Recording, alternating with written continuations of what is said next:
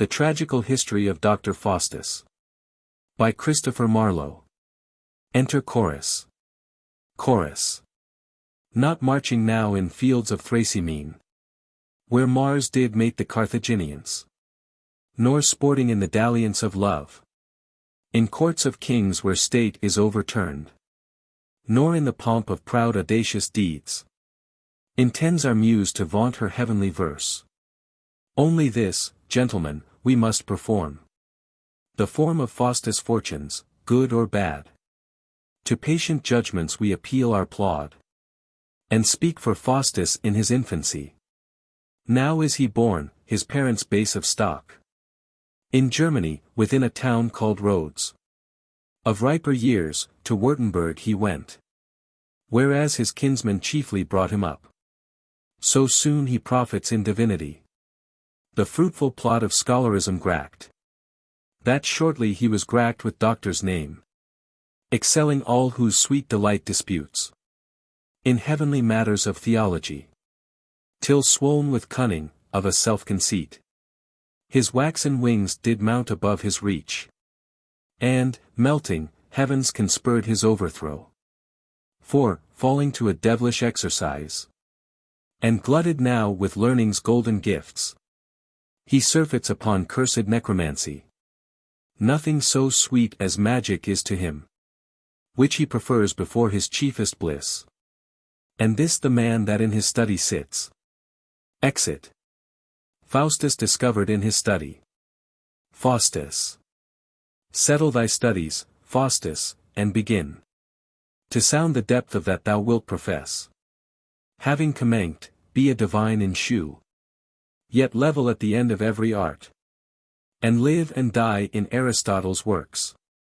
Sweet analytics, 'tis thou hast ravished me. Bene disserere est finus logics. Is, to dispute well, logic's chiefest end. Affords this art no greater miracle. Then read no more. Thou hast attained that end. A greater subject fitteth Faustus' wit. Bid economy farewell, and Galen come. Seeing, ubi deunit philosophus, ibi incipit medicus. Be a physician, Faustus. Heap up gold, and be eternized for some wondrous cure. Summum bonum medicinae sanitas. The end of physic is our body's health. Why, Faustus, hast thou not attained that end? Is not thy common talk found aphorisms? Are not thy bills hung up as monuments, whereby whole cities have escaped the plague, and thousand desperate maladies been eased? Yet art thou still but Faustus, and a man. Couldst thou make men to live eternally? Or, being dead, raise them to life again? Then this profession were to be esteemed. Physic, farewell. Where is Justinian? Reads. Si una idem residential legator duobus alter rem. Alter valorem re, and c. A pretty case of paltry legacies. Reads. Ex ho hereditare filium non potest pater, nisi, and c. Such is the subject of the Institute, and universal body of the law. This study fits a mercenary drudge, who aims at nothing but external trash. Too servile and illiberal for me. When all is done, divinity is best. Jerome's Bible, Faustus, view it well. Reads. Stipendium peccati mors est. Ha! Stipendium, and c. The reward of sin is death, that's hard. Reads. Si peccas negamus, fallimur, in nulla est in nobis veritas. If we say that we have no sin, we deceive ourselves, and there's no truth in us. Why, then, belike we must sin, and so consequently die. Aye, we must die an everlasting death. What doctrine call you this, che sera, Sarah? What will be, shall be. Divinity, adieu. These metaphysics of magicians and necromantic books are heavenly. Lines, circles, scenes, letters, and characters. Aye, these are those that Faustus most desires. Oh, what a world of profit and delight! Of power, of honor, of omnipotence is promised to the studious artisan. All things that move between the quiet poles shall be at my command. Emperors and kings are but obeyed in their several provinces. Nor can they raise the wind, or rend the clouds. But his dominion that exceeds in this stretcheth as far as doth the mind of man. A sound magician is a mighty god. Here, Faustus, tire thy brains to gain a deity. Enter Wagner. Wagner, commend me to my dearest friends, the German Valdez and Cornelius. Request them earnestly to visit me. Wagner. I will, sir. Exit. Faustus. Their conference will be a greater help to me than all my labors. Plod I ne'er so fast. Enter good angel and evil angel. Good angel. Oh, Faustus, lay that damned book aside, and gaze not on it, lest it tempt thy soul, and heap God's heavy wrath upon thy head. Read the scriptures, that is blasphemy. Evil angel. Go forward, Faustus, in that famous art, wherein all nature's treasure is contained. Be thou on earth as Jove is in the sky, Lord and commander of these elements. Exeunt angels. Faustus. How am I glutted with conceit of this? Shall I make spirits fetch me what I please? Resolve me of all ambiguities. Perform what desperate enterprise I will. I'll have them fly to India for gold, ransack the ocean for orient pearl, and search all corners of the new-found world for pleasant fruits and princely delicates. I'll have them read me strange philosophy, and tell the secrets of all foreign kings. I'll have them wall all Germany with brass, and make swift Rhine circle fair Württemberg. I'll have them fill the public schools with silk, wherewith the students shall be bravely clad.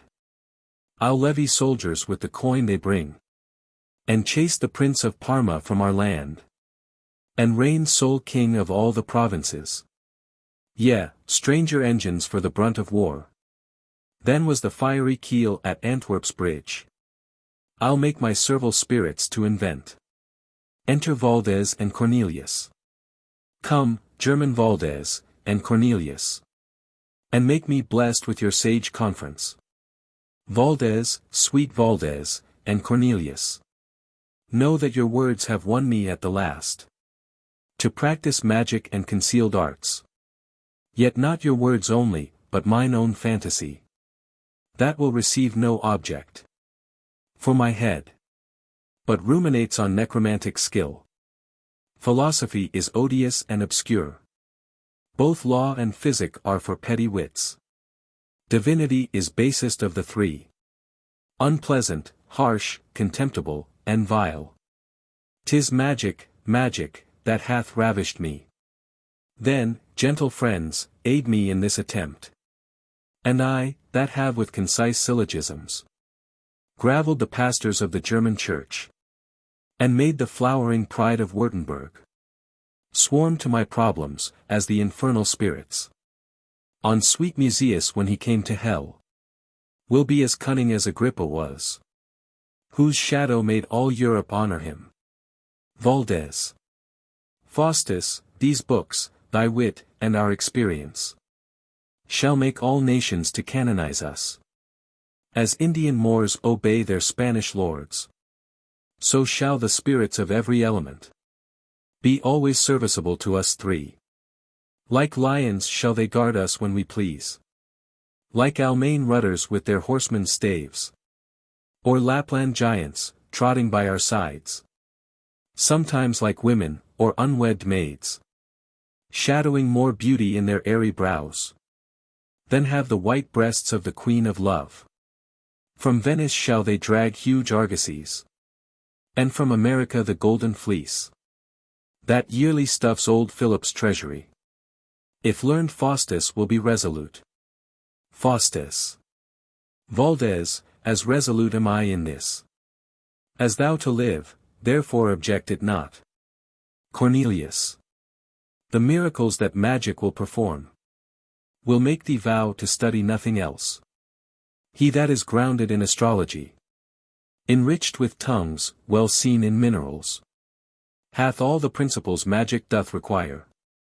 Then doubt not, Faustus, but to be renowned, and more frequented for this mystery, than heretofore the Delphian oracle.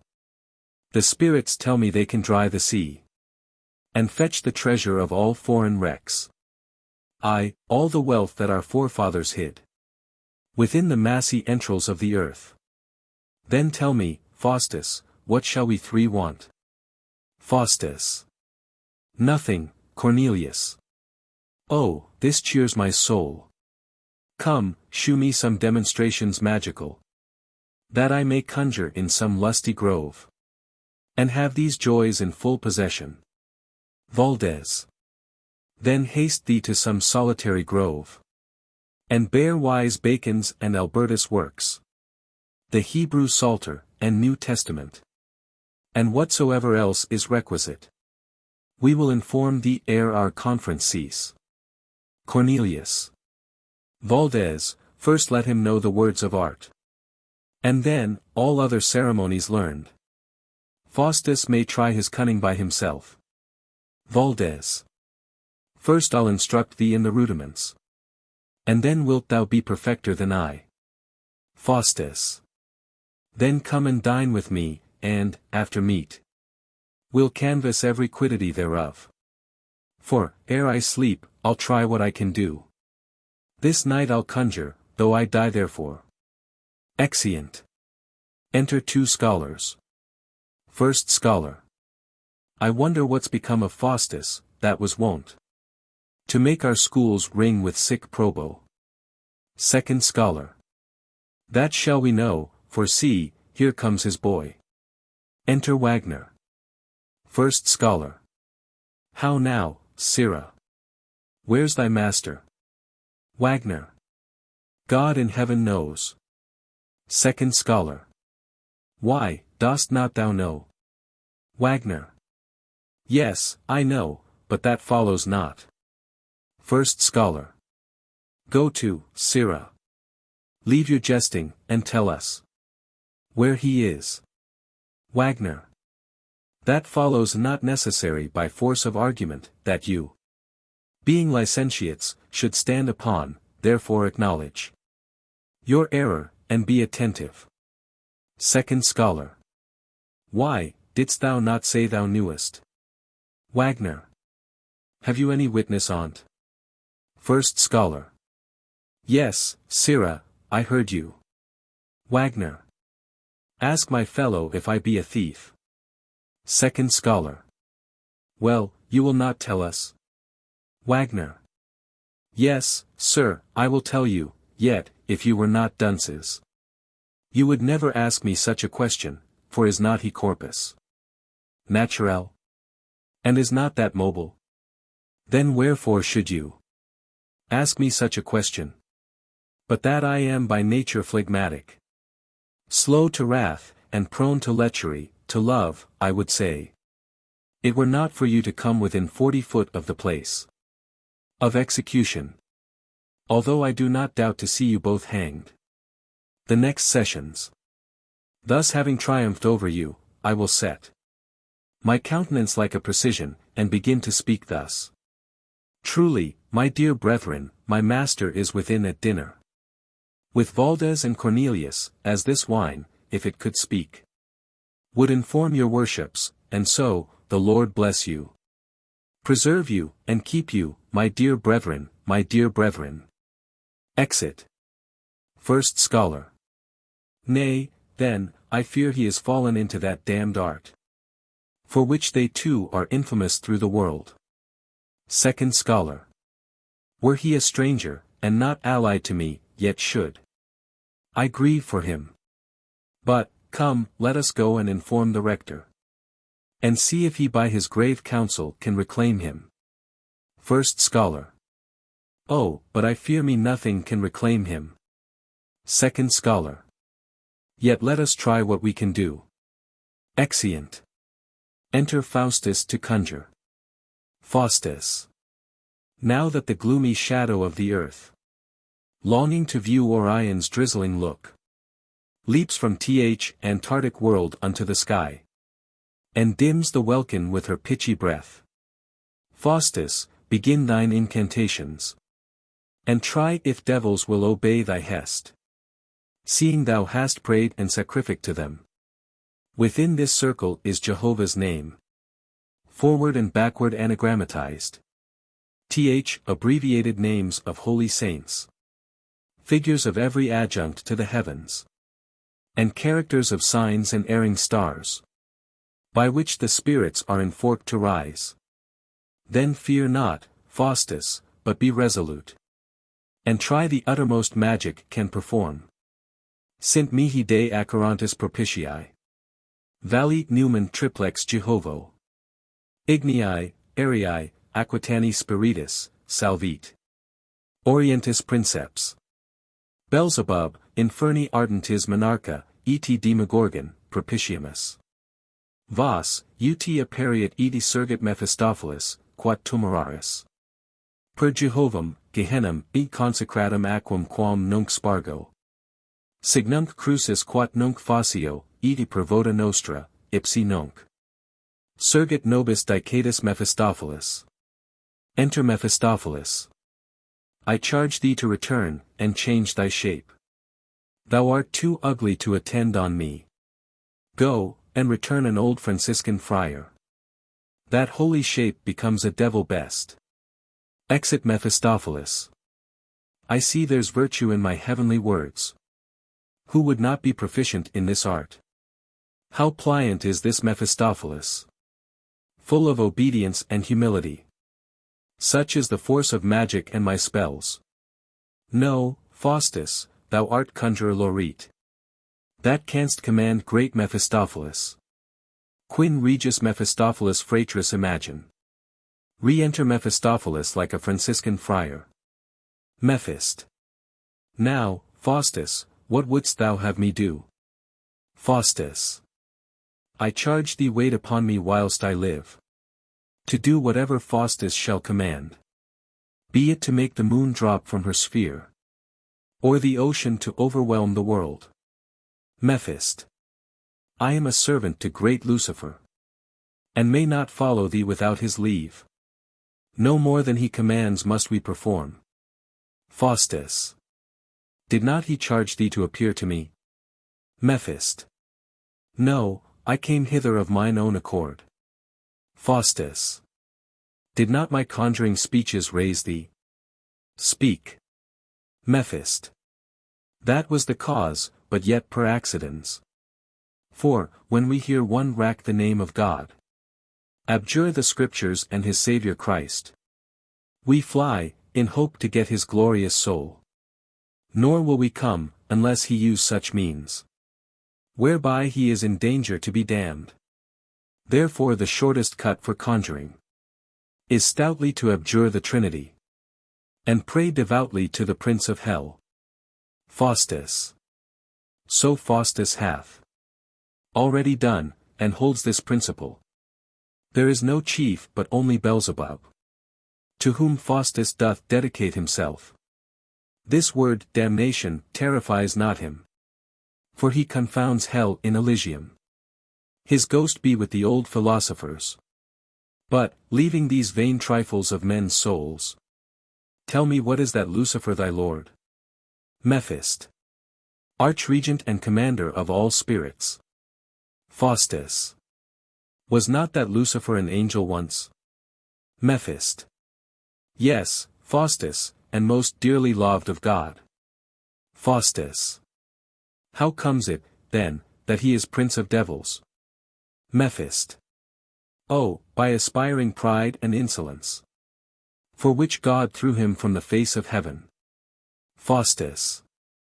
And what are you that live with Lucifer? Mephist. Unhappy spirits that fell with Lucifer, conspired against our God with Lucifer, and are forever damned with Lucifer. Faustus. Where are you damned? Mephist. In hell. Faustus. How comes it, then, that thou art out of hell? Mephist. Why, this is hell, nor am I out of it. Think'st thou that I, who saw the face of God, and tasted the eternal joys of heaven, am not tormented with 10,000 hells, in being deprived of everlasting bliss? Oh, Faustus, leave these frivolous demands, which strike a terror to my fainting soul. Faustus. What, is great Mephistopheles so passionate for being deprived of the joys of heaven? Learn thou of Faustus' manly fortitude, and scorn those joys thou never shalt possess. Go bear these tidings to great Lucifer, seeing Faustus hath incurred eternal death by desperate thoughts against Jove's deity. Say, he surrenders up to him his soul, so he will spare him 24 years, letting him live in all voluptuousness, having thee ever to attend on me, to give me whatsoever I shall ask, to tell me whatsoever I demand, to slay mine enemies, and aid my friends, and always be obedient to my will. Go and return to mighty Lucifer, and meet me in my study at midnight, and then resolve me of thy master's mind. Mephist. I will, Faustus. Exit. Faustus. Had I as many souls as there be stars, I'd give them all for Mephistopheles. By him I'll be great emperor of the world, and make a bridge thorough the moving air, to pass the ocean with a band of men. I'll join the hills that bind the Afric shore, and make that country continent to Spain, and both contributory to my crown. The emperor shall not live but by my leave, nor any potentate of Germany. Now that I have obtained what I desired, I'll live in speculation of this art, till Mephistopheles return again. Exit. Enter Wagner and Clown. Wagner. Sirrah boy, come hither. Clown. How, boy? Swans, boy. I hope you have seen many boys with such piquet avants as I have, boy, quotha. Wagner. Tell me, sirrah, hast thou any comings in? Clown. Aye, and goings out too, you may see else. Wagner. Alas, poor slave! See how poverty jesteth in his nakedness. The villain is bare and out of service, and so hungry, that I know he would give his soul to the devil for a shoulder of mutton, though it were blood raw. Clown. How? My soul to the devil for a shoulder of mutton, though 'twere blood raw. Not so, good friend, by Our Lady, I had need. Have it well roasted, and good sauce to it, if I pay so dear. Wagner. Well, wilt thou serve me, and I'll make thee go like Come mihi discipulus. Clown. How, in verse? Wagner. No, sirrah, in beaten silk and staves acre. Clown. How, knave's acre? I thought that was all the land his father left him. Do you hear? I would be sorry to rob you of your living. Wagner. Sirrah, I say in staves acre. Clown. Oh ho, staves acre. Why, then, belike, if I were your man, I should be full of vermin. Wagner. So thou shalt, whether thou beest with me or no. But, sirrah, leave your jesting, and bind yourself presently unto me. For 7 years, or I'll turn all the lice about thee into familiars, and they shall tear thee in pieces. Clown. Do you hear, sir? You may save that labor. They are too familiar with me already, swans, they are as bold with my flesh as if they had paid for their meat and drink. Wagner. Well, do you hear, sirrah? Hold, take these guilders. Gives money. Clown. Gridirons. What be they? Wagner. Why, French crowns. Clown. Mass, but for the name of French crowns, a man were as good. Have as many English counters. And what should I do with these? Wagner. Why, now, sirrah, thou art at an hour's warning, whensoever. Or wheresoever the devil shall fetch thee. Clown. No, no, here, take your gridirons again. Wagner. Truly, I'll none of them. Clown. Truly, but you shall. Wagner. Bear witness I gave them him. Clown. Bear witness I give them you again. Wagner. Well, I will cause 2 devils presently to fetch thee. Away. Belial and Belcher. Clown. Let your Belial and your Belcher come here, and I'll knock them. They were never so knocked since they were devils. Say I should kill one of them, what would folks say? D'ye see? Yonder tall fellow in the round slop. He has killed the devil. So I should be called Kill Devil all the parish over. Enter 2 devils, and the clown runs up and down crying. Wagner. Belial and Belcher, spirits, away. Exeunt devils. Clown. What, are they gone? A vengeance on them. They have vile, long nails. There was a he-devil and a she-devil, I'll tell you. How you shall know them, all he-devils has horns, and all she-devils has clifts and cloven feet. Wagner. Well, sirrah, follow me. Clown. But, do you hear? If I should serve you, would you teach me to raise up Banios and Belchios? Wagner. I will teach thee to turn thyself to anything, to a dog, or a cat, or a mouse, or a rat, or anything. Clown. How? A Christian fellow to a dog, or a cat, a mouse, or a rat? No, no, sir. If you turn me into anything, let it be in the likeness of a little pretty frisking flea, that I may be. Here and there and everywhere, oh, I'll tickle the pretty wenches. Plackets. I'll be amongst them, I faith. Wagner. Well, sirrah, come. Clown. But, do you hear, Wagner? Wagner. How, Belial and Belcher? Clown. O Lord. I pray, sir, let Banio and Belcher go sleep. Wagner. Villain, call me Master Wagner, and let thy left eye be diametrally fixed upon my right heel, with quasi vestigius nostris in sistera. Exit. Clown.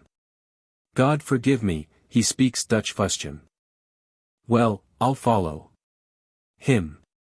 I'll serve him, that's flat. Exit. Faustus discovered in his study. Faustus now, Faustus, must thou needs be damned, and canst thou not be saved? What boots it, then, to think of God or heaven? Away with such vain fancies, and despair. Despair in God, and trust in Beelzebub. Now go not backward, no, Faustus, be resolute. Why waverest thou? Oh, something soundeth in mine ears. Abjure this magic, turn to God again. I, and Faustus will turn to God again. To God. He loves thee not. The God thou servest is thine own appetite. Wherein is fixed the love of Beelzebub. To him I'll build an altar and a church. And offer lukewarm blood of newborn babes. Enter good angel and evil angel. Good angel. Sweet Faustus, leave that execrable art. Faustus. Contrition, prayer, repentance, what of them? Good angel. Oh, they are means to bring thee unto heaven. Evil angel. Rather illusions, fruits of lunacy. That make men foolish that do trust them most. Good angel. Sweet Faustus, think of heaven and heavenly things. Evil angel. No, Faustus, think of honor and of wealth. Exeunt angels. Faustus. Of wealth. Why, the seigneury of Emden shall be mine. When Mephistopheles shall stand by me. What god can hurt thee, Faustus? Thou art safe. Cast no more doubts. Come, Mephistopheles. And bring glad tidings from great Lucifer. Is't not midnight? Come, Mephistopheles. Veni, veni, Mephistophile. Enter Mephistopheles. Now tell me what says Lucifer, thy lord. Mephist. That I shall wait on Faustus whilst he lives. So he will buy my service with his soul. Faustus. Already Faustus hath hazarded that for thee. Mephist. But, Faustus, thou must bequeath it solemnly. And write a deed of gift with thine own blood. For that security craves great Lucifer. If thou deny it, I will back to hell. Faustus. Stay, Mephistopheles, and tell me, what good will my soul do thy lord? Mephist. Enlarge his kingdom. Faustus. Is that the reason why he tempts us thus? Mephist. Sole men miseris socios habuis doloris. Faustus. Why, have you any pain that torture others? Mephist. As great as have the human souls of men. But, tell me, Faustus, shall I have thy soul? And I will be thy slave, and wait on thee. And give thee more than thou hast wit to ask. Faustus. I, Mephistopheles, I give it thee. Mephist. Then, Faustus, stab thine arm courageously. And bind thy soul, that at some certain day great Lucifer may claim it as his own. And then be thou as great as Lucifer. Faustus. Stabbing his arm, lo, Mephistopheles, for love of thee. I cut mine arm, and with my proper blood assure my soul to be great Lucifer's. Chief lord and regent of perpetual night. View here the blood that trickles from mine arm. And let it be propitious for my wish. Mephist. But, Faustus, thou must write it in manner of a deed of gift. Faustus. I, so I will, writes. But, Mephistopheles. My blood congeals, and I can write no more. Mephist. I'll fetch thee fire to dissolve it straight. Exit. Faustus. What might the staying of my blood portend? Is it unwilling I should write this bill? Why streams it not, that I may write afresh? Faustus gives to thee his soul, ah, there it stayed. Why shouldst thou not? Is not thy soul shine own? Then write again, Faustus gives to thee his soul. Re-enter Mephistopheles with a chafer of coals. Mephist. Here's fire, come, Faustus, set it on. Faustus. So, now the blood begins to clear again. Now will I make an end immediately. Writes. Mephist. Oh, what will not I do to obtain his soul? Aside. Faustus. Consummatum est, this bill is ended. And Faustus hath bequeathed his soul to Lucifer. But what is this inscription on mine arm? Homo, fugue, whither should I fly? If unto God, he'll throw me down to hell. My senses are deceived, here's nothing writ. I see it plain. Here in this place is writ. Homo, fugue, yet shall not Faustus fly. Mephist. I'll fetch him somewhat to delight his mind. Aside, and then exit. Re-enter Mephistopheles with devils, who give crowns and rich apparel to Faustus, dance, and then depart. Faustus. Speak, Mephistopheles, what means this show? Mephist. Nothing, Faustus, but to delight thy mind withal. And to shew thee what magic can perform. Faustus. But may I raise up spirits when I please? Mephist. I, Faustus, and do greater things than these. Faustus. Then there's enough for 1,000 souls. Here, Mephistopheles, receive this scroll. A deed of gift of body and of soul. But yet conditionally that thou perform all articles prescribed between us both. Mephist. Faustus, I swear by hell and Lucifer, to effect all promises between us made. Faustus. Then hear me read them. Reads, on these conditions following. First, that Faustus may be a spirit in form and substance. Secondly, that Mephistopheles shall be his servant, and at his command. Thirdly, that Mephistopheles shall do for him, and bring him whatsoever he desires. Fourthly, that he shall be in his chamber or house invisible. Lastly, that he shall appear to the said John Faustus, at all times, in what form or shape soever he please. I, John Faustus, of Württemberg, Doctor, by these presents, do give both body and soul to Lucifer Prince of the East, and his minister Mephistopheles. And furthermore grant unto them, that, 24 years being expired, the articles above written in violet, full power to fetch or carry the said John Faustus, body and soul, flesh, blood, or goods, into their habitation wheresoever. By me, John Faustus. Mephist. Speak, Faustus, do you deliver this as your deed? Faustus. I, take it, and the devil give thee good on't. Mephist. Now, Faustus, ask what thou wilt. Faustus. First will I question with thee about hell. Tell me, where is the place that men call hell? Mephist. Under the heavens. Faustus. Ay, but whereabout? Mephist. Within the bowels of these elements, where we are tortured and remain forever. Hell hath no limits, nor is circumscribed in one self-place. For where we are is hell. And where hell is, there must we ever be. And, to conclude, when all the world dissolves, and every creature shall be purified, all places shall be hell that are not heaven. Faustus. Come, I think hell's a fable. Mephist. I, think so still, till experience change thy mind. Faustus. Why, think'st thou, then, that Faustus shall be damned? Mephist.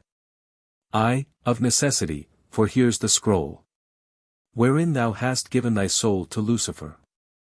Faustus. I, and body too, but what of that?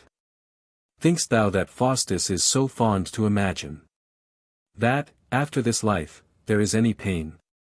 Tush, these are trifles and mere old wives' tales. Mephist. But, Faustus, I am an instance to prove the contrary. For I am damned, and am now in hell. Faustus. How? Now in hell? Nay, and this be hell, I'll willingly be damned here. What?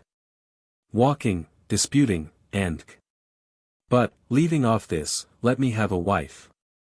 The fairest maid in Germany. For I am wanton and lascivious, and cannot live without a wife. Mephist. How? A wife? I prithee, Faustus, talk not of a wife. Faustus. Nay, sweet Mephistopheles, fetch me one, for I will have one. Mephist. Well, thou wilt have one. Sit there till I come, I'll fetch thee a wife in the devil's name. Exit. Re-enter Mephistopheles with a devil dressed like a woman, with fireworks. Mephist. Tell me, Faustus, how dost thou like thy wife? Faustus. A plague on her for a hot whore. Mephist. Tut, Faustus. Marriage is but a ceremonial toy. If thou lovest me, think no more of it. I'll cull thee out the fairest courtesans, and bring them every morning to thy bed. She whom thine eye shall like, thy heart shall have. Be she as chaste as was Penelope, as wise as Saba, or as beautiful as was bright Lucifer before his fall.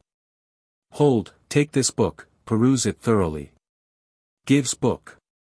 The iterating of these lines brings gold. The framing of this circle on the ground brings whirlwinds, tempests, thunder, and lightning. Pronounce this thrice devoutly to thyself. And men in armor shall appear to thee, ready to execute what thou desirest. Faustus. Thanks, Mephistopheles, yet fain would I have a book, wherein I might behold all spells and incantations, that I might raise up spirits when I please. Mephist. Here they are in this book. Turns to them. Faustus. Now would I have a book where I might see all characters and planets of the heavens, that I might know their motions and dispositions. Mephist. Here they are too. Turns to them. Faustus. Nay, let me have one book more, and then I have done.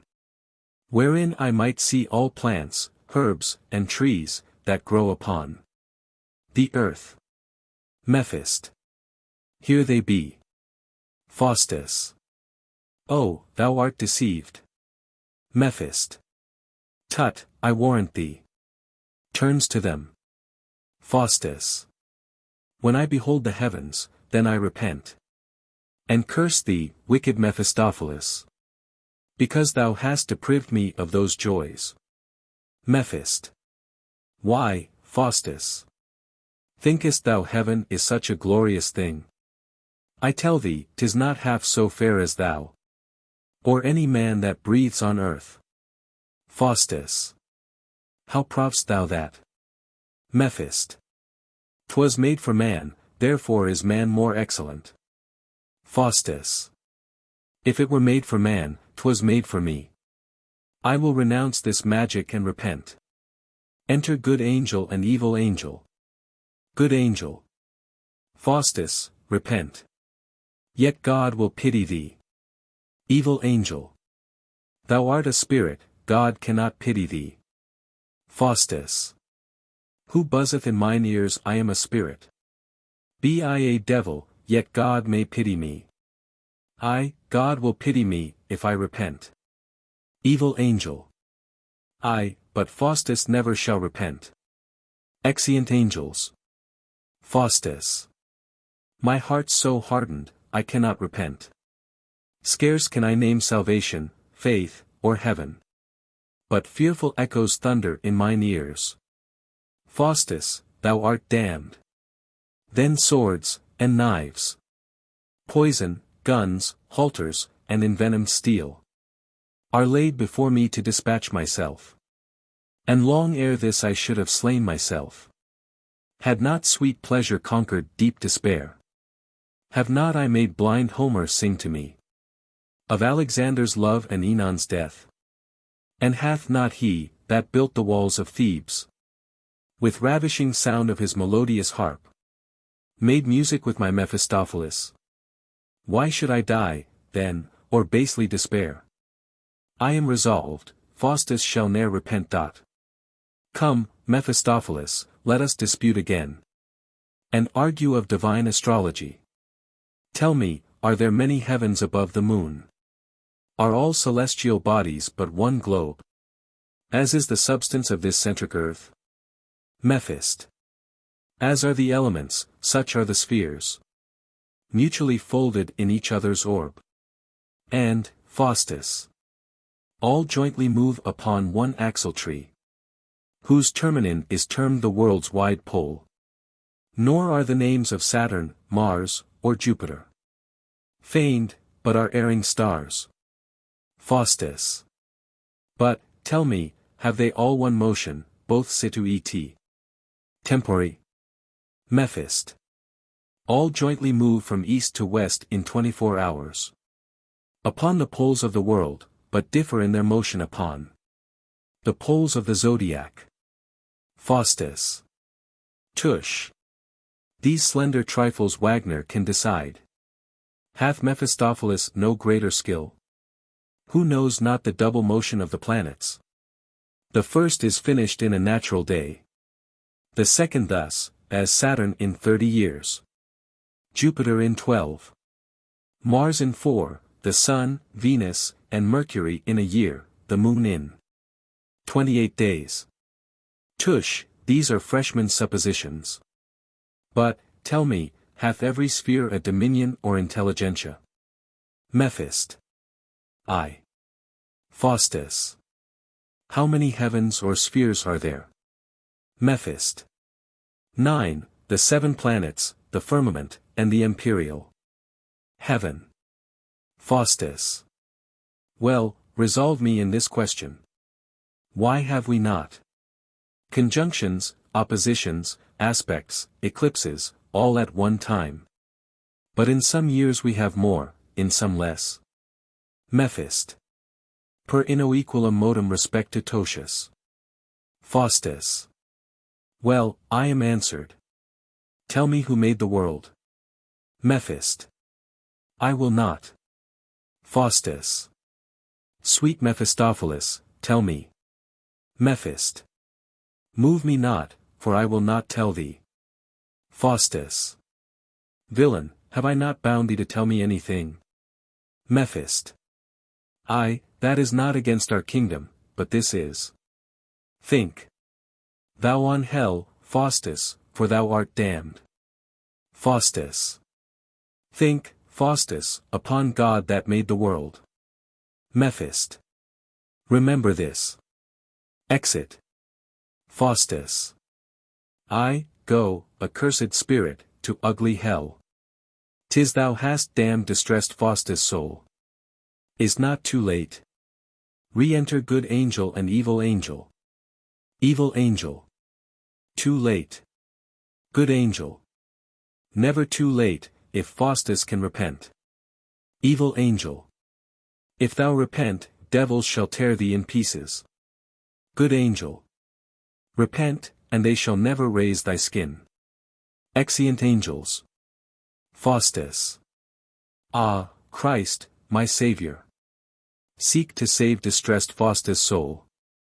Enter Lucifer, Beelzebub, and Mephistopheles. Lucifer. Christ cannot save thy soul, for he is just. There's none but I have interest in the same. Faustus. Oh, who art thou that look'st so terrible? Lucifer. I am Lucifer. And this is my companion prince in hell. Faustus. Oh, Faustus, they are come to fetch away thy soul. Lucifer. We come to tell thee thou dost injure us. Thou talk'st of Christ, contrary to thy promise. Thou shouldst not think of God, think of the devil. And of his dam too. Faustus. Nor will I henceforth, pardon me in this. And Faustus vows never to look to heaven. Never to name God, or to pray to him. To burn his scriptures, slay his ministers. And make my spirits pull his churches down. Lucifer. Do so, and we will highly gratify thee. Faustus, we are come from hell to shew thee some pastime. Sit down, and thou shalt see all the 7 deadly sins appear in their proper shapes. Faustus. That sight will be as pleasing unto me as paradise was to Adam, the first day of his creation. Lucifer. Talk not of paradise nor creation, but mark this show.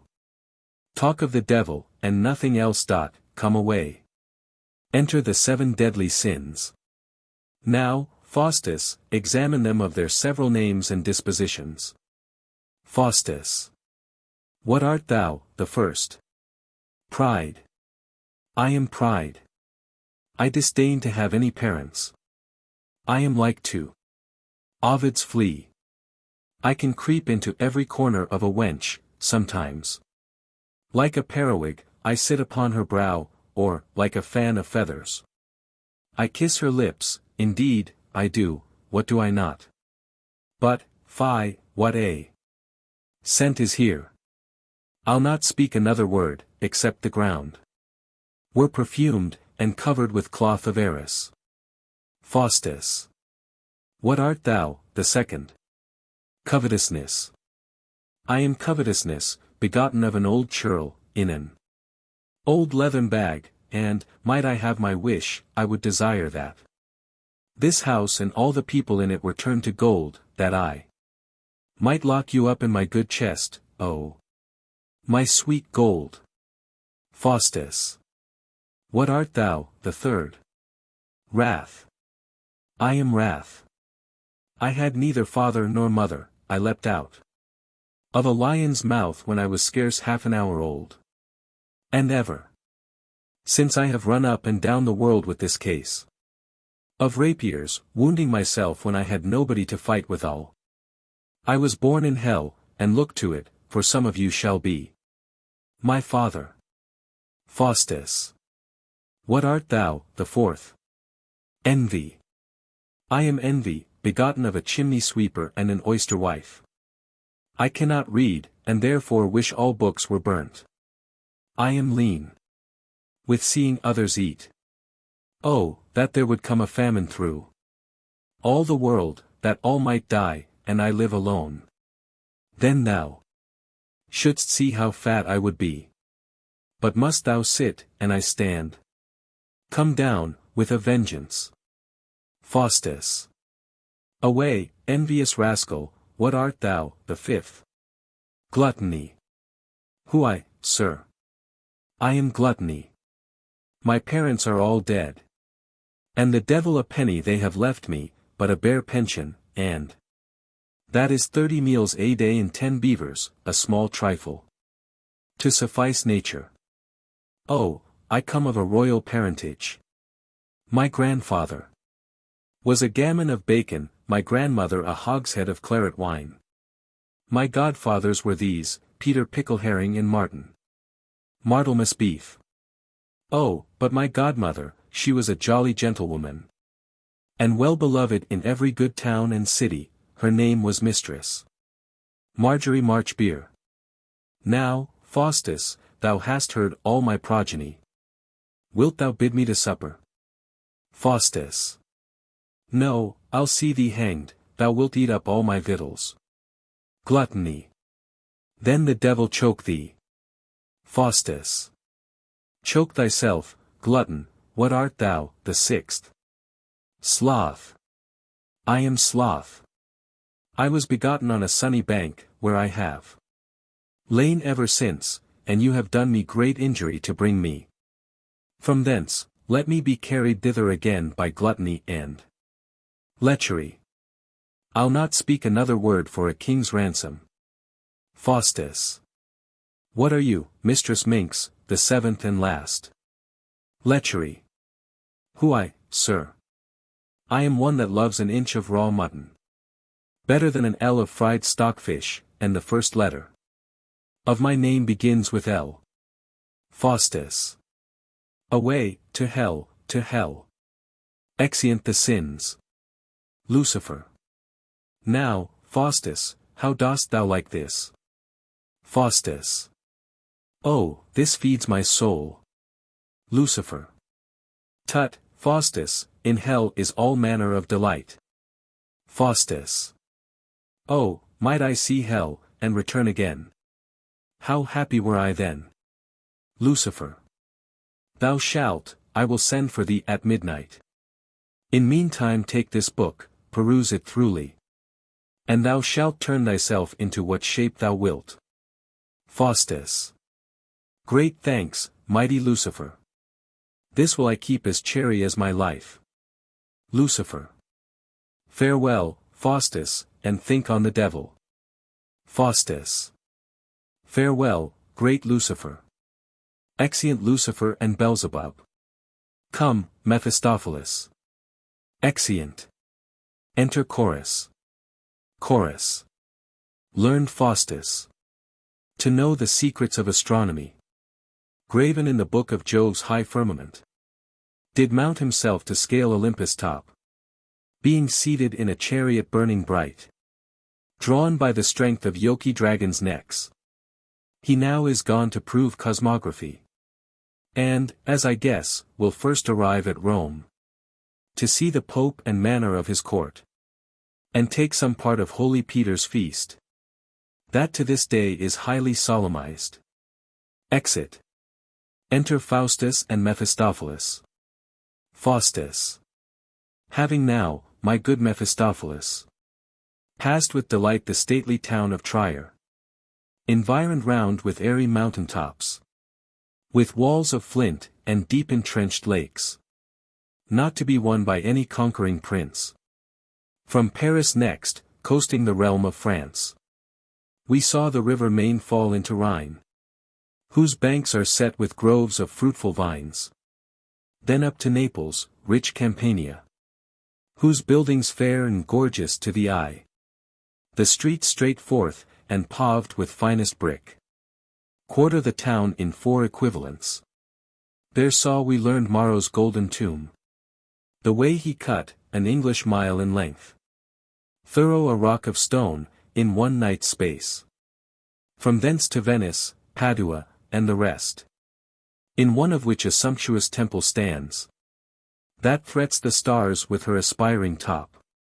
Thus hitherto hath Faustus spent his time. But tell me now what resting place is this? Hast thou, as erst I did command, conducted me within the walls of Rome? Mephist. Faustus, I have, and, because we will not be unprovided, I have taken up his holiness' privy chamber for our use. Faustus. I hope his holiness will bid us welcome. Mephist. Tut, 'tis no matter, man, will be bold with his good cheer. And now, my Faustus, that thou mayst perceive what Rome conteneth to delight thee with, know that this city stands upon 7 hills, that underprop the groundwork of the same. Just through the midst runs flowing Tiber's stream, with winding banks that cut it in 2 parts, over the which 4 stately bridges lean, that make safe passage to each part of Rome. Upon the bridge called Ponte Angelo, erected is a castle passing strong, within whose walls such store of ordnance are, and double cannons framed of carved brass, as match the days within 1 complete year. Besides the gates, and high pyramids, which Julius Caesar brought from Africa. Faustus. Now, by the kingdoms of infernal rule, of Styx, of Acheron, and the fiery lake, of ever-burning Phlegethon, I swear, that I do long to see the monuments and situation of bright splendent Rome. Come, therefore, let's away. Mi piacestine, Faustus, stay, I know you'd fain see the Pope, and take some part of Holy Peter's feast, where thou shalt see a troop of bald pate friars, whose summum bonum is in belly cheer. Faustus. Well, I'm content to compass then some sport, and by their folly make us merriment. Then charm me, that I may be invisible, to do what I please, unseen of any whilst I stay in Rome. Mephistopheles charms him. Mephist.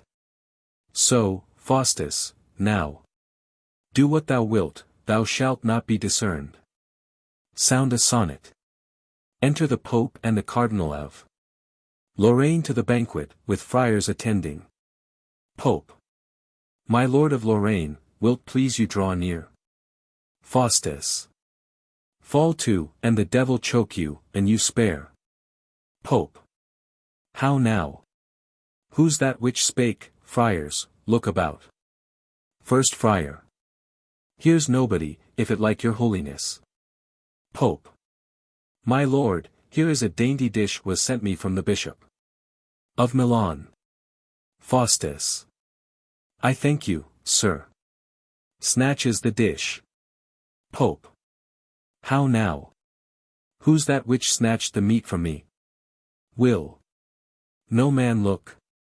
My lord, this dish was sent me from the Cardinal of Florence. Faustus. You say true, I'll hot. Snatches the dish. Pope. What, again, my lord, I'll drink to your grace. Faustus. I'll pledge your grace. Snatches the cup. Sea of lore. My lord, it may be some ghost, newly crept out of purgatory, come to beg a pardon of your holiness. Pope. It may be so. Friars, prepare a dirge to lay the fury of this ghost. Once again, my lord, fall to. The Pope crosses himself. Faustus. What, are you crossing of yourself? Well, use that trick no more, I would advise you. The Pope crosses himself again. Well, there's the second time. Aware the third. I give you fair warning. The Pope crosses himself again, and Faustus hits him a box of the ear, and they all run away. Come on, Mephistopheles. What shall we do? Mephist. Nay, I know not, we shall be cursed with bell, book, and candle. Faustus. How? Bell, book, and candle, book, and bell.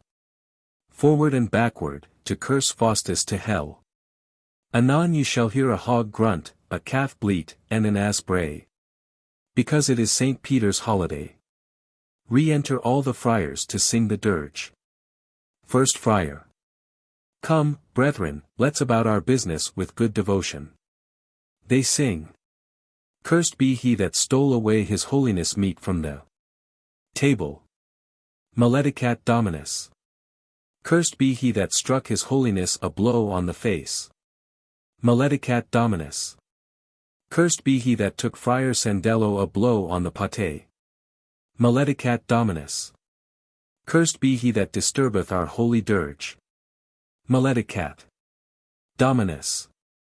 Cursed be he that took away his holiness wine. Maledicat Dominus? Question mark. Sic. Ite omnes sancti. Amen. Mephistopheles and Faustus beat the friars, and fling fireworks among them, and so exeunt. Enter chorus. Chorus. When Faustus had with pleasure ta'en the view of rarest things, and royal courts of kings, he stayed his course, and so returned home, where such as bear his absence but with grief, I mean his friends and nearest companions, did gratulate his safety with kind words, and in their conference of what befell, touching his journey through the world and air, they put forth questions of astrology, which Faustus answered with such learned skill, as they admired and wondered at his wit. Now is his fame spread forth in every land. Amongst the rest the emperor is one, Carolus the fifth, at whose palace now Faustus is feasted mongst his noblemen. What there he did, in trial of his art, I leave untold.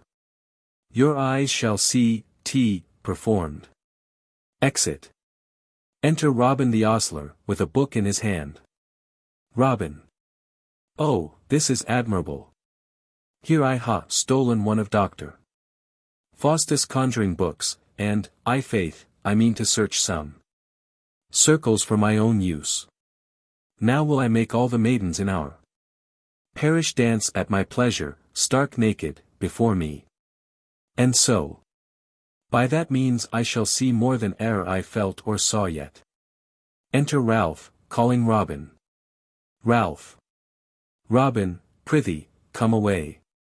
There's a gentleman tarries to have his horse, and he would have his things rubbed and made clean. He keeps such a chafing with my mistress about it, and she has sent me to look thee out. Prithee, come away. Robin. Keep out, or else you are blown up, you are dismembered. Ralph, keep out, for I am about a roaring piece of work. Ralph. Come, what doest thou with that same book? Thou canst not read? Robin. Yes, my master and mistress shall find that I can read.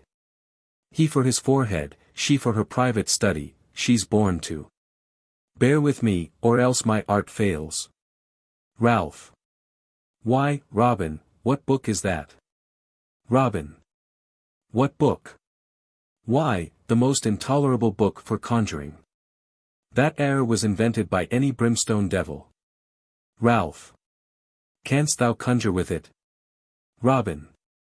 I can do all these things easily with it. First, I can make thee drunk with Ippocras at any tavern in Europe. For nothing, that's one of my conjuring works. Ralph. Our master parson says that's nothing. Robin. True, Ralph, and more, Ralph, if thou hast any mind to. Nan Spit, our kitchen maid, then turn her and wind her to thy own use, as often as thou wilt, and at midnight. Ralph. Oh, brave, Robin. Shall I have Nan Spit, and to mine own use? On that condition I'll feed thy devil with horsebread as long as he lives, of free cost. Robin. No more, sweet Ralph, let's go and make clean our boots, which lie foul upon our hands, and then to our conjuring in the devil's name. Exeunt. Enter Robin and Ralph with a silver goblet. Robin. Come, Ralph, did not I tell thee, we were for ever made by this Doctor Faustus book? Ecce, signum. Here's a simple purchase for horsekeepers, our horses shall eat no hay as long as this lasts. Ralph. But, Robin, here comes the vintner. Robin. Hush. I'll gull him supernaturally. Enter vintner. Drawer, I hope all is paid, God be with you, come, Ralph. Vintner. Soft, sir, a word with you. I must yet have a goblet paid from you, ere you go. Robin. I a goblet, Ralph, I a goblet, I scorn you, and you are but a, and k. I a goblet. Search me. Vintner. I mean so, sir, with your favor. Searches Robin. Robin. How say you now? Vintner. I must say somewhat to your fellow. You, sir. Ralph. Me, sir. Me, sir. Search your fill. Vintner searches him. Now, sir, you may be ashamed to burden honest men with a matter of truth. Vintner. Well, tone of you hath this goblet about you. Robin. You lie, drawer, 'tis afore me, aside, Sirrah you, I'll teach you to impeach honest men, stand by, I'll scour you for a goblet. Stand aside you had best, I charge you in the name of Beelzebub. Look to the goblet, Ralph, aside to Ralph. Vintner. What mean you, Sirrah? Robin. I'll tell you what I mean. Reads from a book, Sanctobulorum. Paraphrasticon, nay, I'll tickle you, Vintner. Look to the goblet. Ralph, aside to Ralph. Reads, Polypragmos Belsporums from Anto. Pacistiphos tostu, Mephistopheles, and k. Enter Mephistopheles, set squibs at their backs, and then exit. They run about. Vintner. Oh, nomine domini. What meanest thou, Robin? Thou hast no goblet. Ralph. Peccatum peccatorum. Here's thy goblet, good Vintner. Gives the goblet to Vintner, who exit. Robin. Misericordia pro nobis. What shall I do? Good devil, forgive me now, and I'll never rob thy library more. Re-enter Mephistopheles. Mephist. Monarch of hell, under whose black survey great potentates do kneel with awful fear. Upon whose altars 1,000 souls do lie. How am I vexed with these villains' charms? From Constantinople am I hither come only for pleasure of these damned slaves. Robin. How, from Constantinople? You have had a great journey. Will you take 6pence in your purse to pay for your supper, and be gone? Mephist. Well, villains, for your presumption, I transform thee into an ape, and thee into a dog, and so be gone. Exit. Robin. How, into an ape? That's brave, I'll have fine sport with the boys. I'll get nuts and apples enow. Ralph. And I must be a dog. Robin. I' faith, thy head will never be out of the pottage pot. Exeunt. Enter Emperor, Faustus, and a knight, with attendants. Emperor. Master Doctor Faustus, I have heard strange report of thy knowledge in the black art, how that none in my empire, nor in the whole world can compare with thee for the rare effects of magic. They say thou hast a familiar spirit, by whom thou canst accomplish what thou list. This, therefore, is my request, that thou let me see some proof of thy skill, that mine eyes may be witnesses to confirm what mine ears have heard reported, and hear. I swear to thee, by the honor of mine imperial crown, that whatever thou doest, thou shalt be no ways prejudiced or endamaged. Knight. I' faith, he looks much like a conjurer. Aside. Faustus. My gracious sovereign, though I must confess myself far inferior to the report men have published, and nothing answerable to the honor of your imperial majesty, yet, for that love and duty binds me thereunto, I am content to do whatsoever your majesty shall command me. Emperor. Then, Doctor Faustus, mark what I shall say. As I was sometimes solitary set within my closet, sundry thoughts arose about the honor of mine ancestors, how they had won by prowess such exploits, got such riches, subdued so many kingdoms, as we that do succeed, or they that shall hereafter possess our throne, shall, I fear me, ne'er attain to that degree of high renown and great authority, amongst which kings is Alexander the Great, chief spectacle of the world's preeminence, the bright shining of whose glorious acts lightens the world with his reflecting beams. As when I hear but motion made of him, it grieves my soul I never saw the man. If, therefore, thou, by cunning of thine art, canst raise this man from hollow vaults below, where lies entombed this famous conqueror, and bring with him his beauteous paramour, both in their right shapes, gesture, and attire, they us to wear during their time of life, thou shalt both satisfy my just desire, and give me cause to praise thee whilst I live. Faustus. My gracious lord, I am ready to accomplish your request, so far forth as by art and power of my spirit I am able to perform.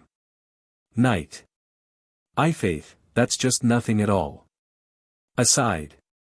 Faustus. But, if it like your grace, it is not in my ability to present before your eyes the true substantial bodies of those two deceased princes, which long since are consumed to dust. Knight. Marry, Master Doctor, now there's a sign of grace in you, when you will confess the truth. Aside. Faustus.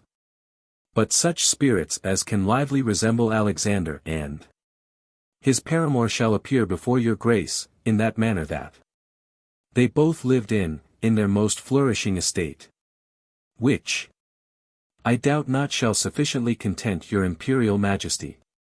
Emperor. Go to, Master Doctor, let me see them presently. Knight. Do you hear, Master Doctor? You bring Alexander and his paramour before the Emperor.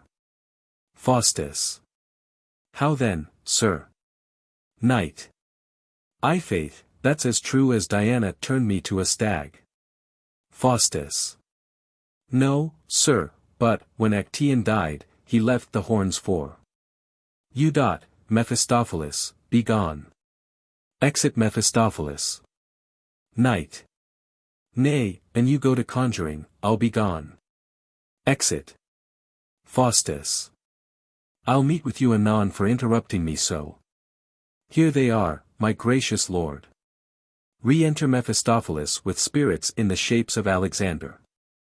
And his paramour. Emperor.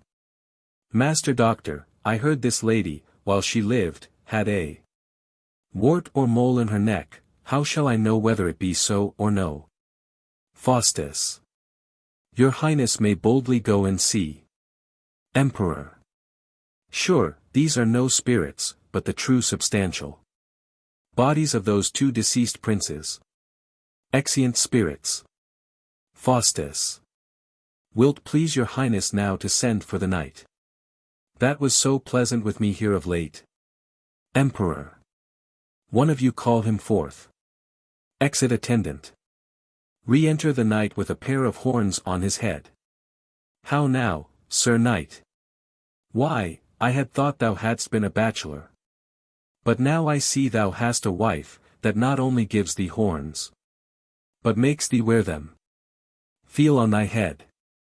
Knight. Thou damned wretch and execrable dog. Bred in the concave of some monstrous rock. How darest thou thus abuse a gentleman? Villain, I say, undo what thou hast done. Faustus. Oh, not so fast, sir. There's no haste, but, good, you remembered how you crossed me in my conference with the Emperor? I think I have met with you for it. Emperor. Good Master Doctor, at my entreaty release him, he hath done penance sufficient. Faustus. My gracious lord, not so much for the injury he offered me here in your presence, as to delight you with some mirth, hath Faustus worthily requited this injurious knight. Which being all I desire, I am content to release him of his horns, and Sir Knight, hereafter speak well of scholars. Mephistopheles. Transform him straight. Mephistopheles removes the horns. Now, my good lord, having done my duty, I humbly take my leave. Emperor. Farewell, Master Doctor, yet, ere you go, expect from me a bounteous reward. Exeunt Emperor, Knight, and attendants.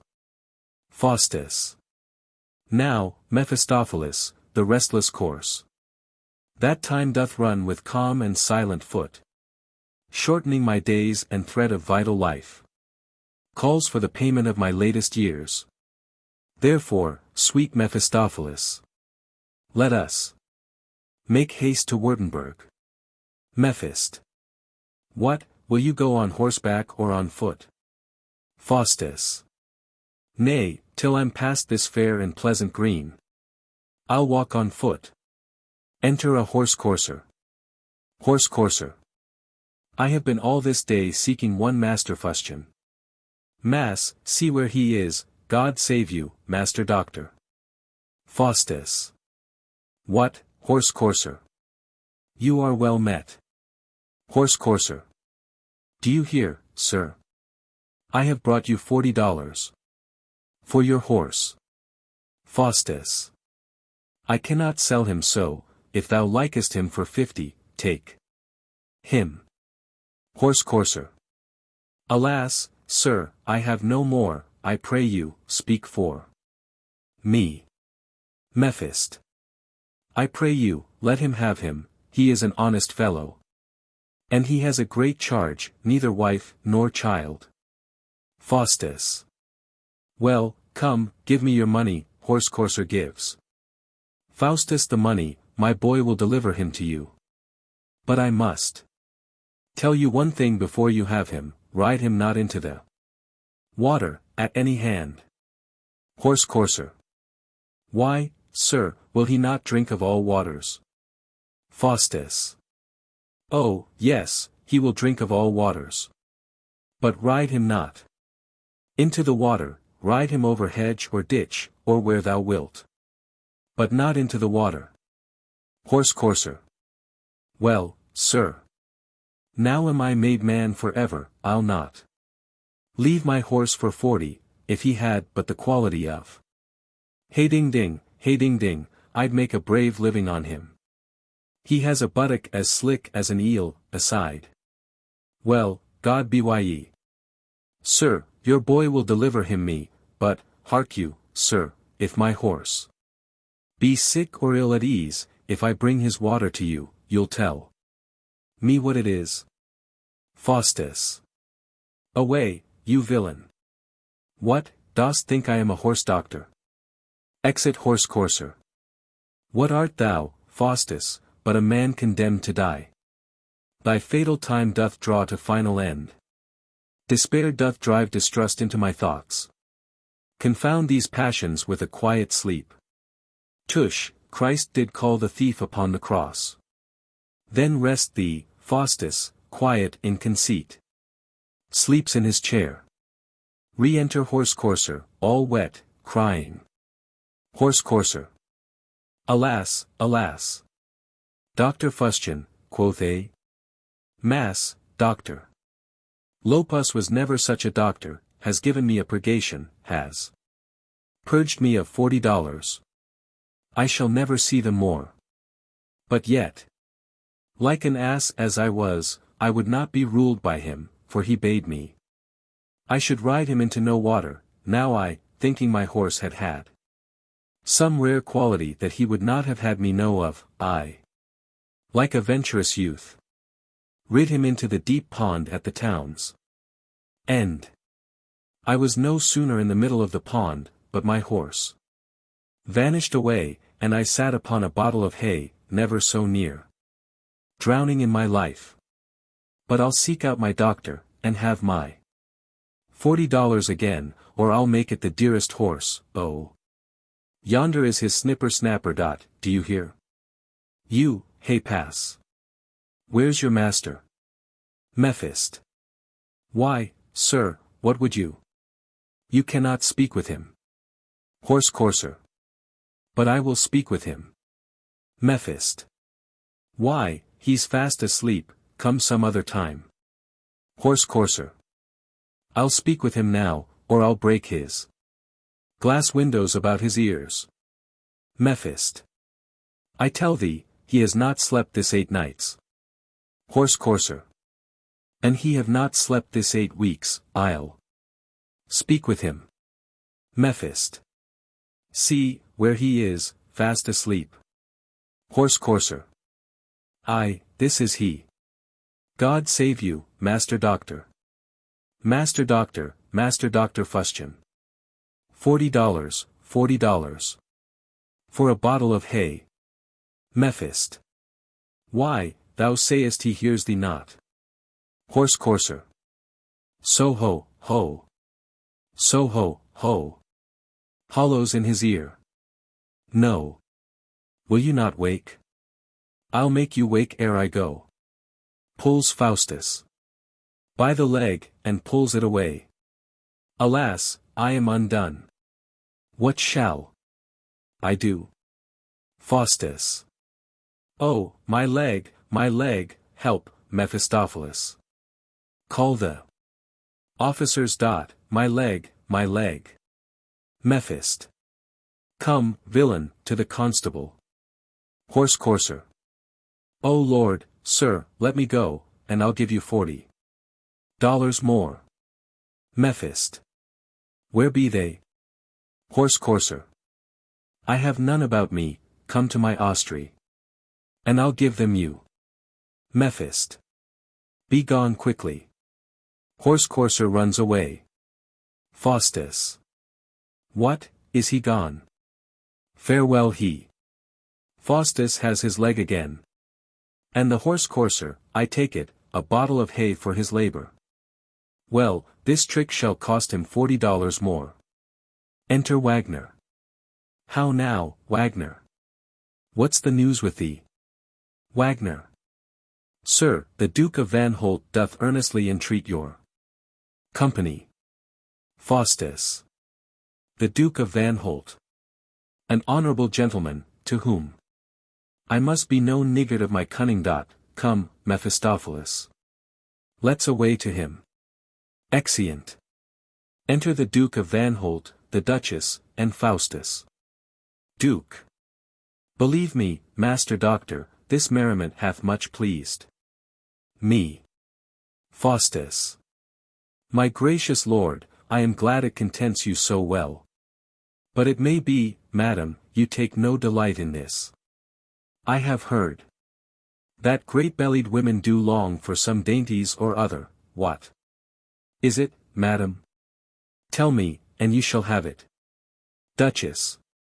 Thanks, good Master Doctor, and, for I see you're courteous. Intent to pleasure me, I will not hide from you the thing my heart desires. And, were it now summer, as it is January and the dead time of the winter, I would desire no better meat than a dish of ripe grapes. Faustus. Alas, madam, that's nothing. Mephistopheles, begone. Exit Mephistopheles. Were it a greater thing than this, so it would content you, you should have it. Re-enter Mephistopheles with grapes. Here they be, madam, wilt please you taste on them? Duke. Believe me, Master Doctor, this makes me wonder above the rest, that being in the dead time of winter and in the month of January, how you should come by these grapes. Faustus. If it like your grace, the year is divided into two circles over the whole world, that, when it is here winter with us, in the contrary circle it is summer with them, as in India, Saba, and farther countries in the east. And by means of a swift spirit that I have, I had them brought hither, as you see. How do you like them, madam? Be they good? Duchess, believe me, Master Doctor, they be the best grapes that e'er I tasted in my life before. Faustus. I am glad they content you so, madam. Duke. Come, madam, let us in, where you must well reward this learned man for the great kindness he hath shewed to you. Duchess. And so I will, my lord. And, whilst I live, rest beholding for this courtesy. Faustus. I humbly thank your grace. Duke. Come, Master Doctor, follow us, and receive your reward. Exeunt. Enter Wagner. Wagner. I think my master means to die shortly. For he hath given to me all his goods. And yet, methinks, if that death were near, he would not banquet, and carouse, and swill amongst the students, as even now he doth, who are at supper with such belly cheer as Wagner ne'er beheld in all his life. See, where they come. Belike the feast is ended. Exit. Enter Faustus with 2 or 3 scholars, and Mephistopheles. First Scholar. Master Doctor Faustus, since our conference about fair ladies, which was the beautifulest in all the world, we have determined with ourselves that Helen of Greece was the admirablest lady that ever lived. Therefore, Master Doctor, if you will do us that favor, as to let us see that peerless dame of Greece, whom all the world admires for majesty, we should think ourselves much beholding unto you. Faustus. Gentlemen. For that I know your friendship is unfeigned. And Faustus' custom is not to deny the just requests of those that wish him well. You shall behold that peerless dame of Greece. No other ways for pomp and majesty than when Sir Paris crossed the seas with her, and brought the spoils to rich Dardania. Be silent, then, for danger is in words. Music sounds, and Helen passeth over the stage. Second Scholar. Too simple is my wit to tell her praise, whom all the world admires for majesty. Third Scholar. No marvel though the angry Greeks pursued with 10 years war the rape of such a queen, whose heavenly beauty passeth all compare. First Scholar. Since we have seen the pride of nature's works, and only paragon of excellence, let us depart, and for this glorious deed, happy and blessed be Faustus evermore. Faustus. Gentlemen, farewell, the same I wish to you. Exeunt scholars. Enter an old man. Old man. Ah, Doctor Faustus, that I might prevail to guide thy steps unto the way of life, by which sweet path thou mayst attain the goal that shall conduct thee to celestial rest. Break heart, drop blood, and mingle it with tears. Tears falling from repentant heaviness of thy most vile and loathsome filthiness, the stench whereof corrupts the inward soul with such flagitious crimes of heinous sin as no commiseration may expel, but mercy, Faustus, of thy Saviour sweet, whose blood alone must wash away thy guilt. Faustus. Where art thou, Faustus? Wretch, what hast thou done? Damned art thou, Faustus, damned, despair and die.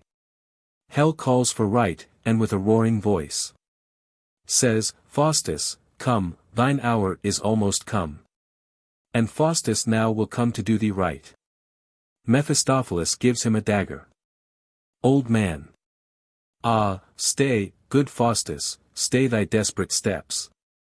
I see an angel hovers o'er thy head, and, with a vial full of precious grace, offers to pour the same into thy soul. Then call for mercy, and avoid despair. Faustus. Ah, my sweet friend, I feel thy words to comfort my distressed soul. Leave me a while to ponder on my sins.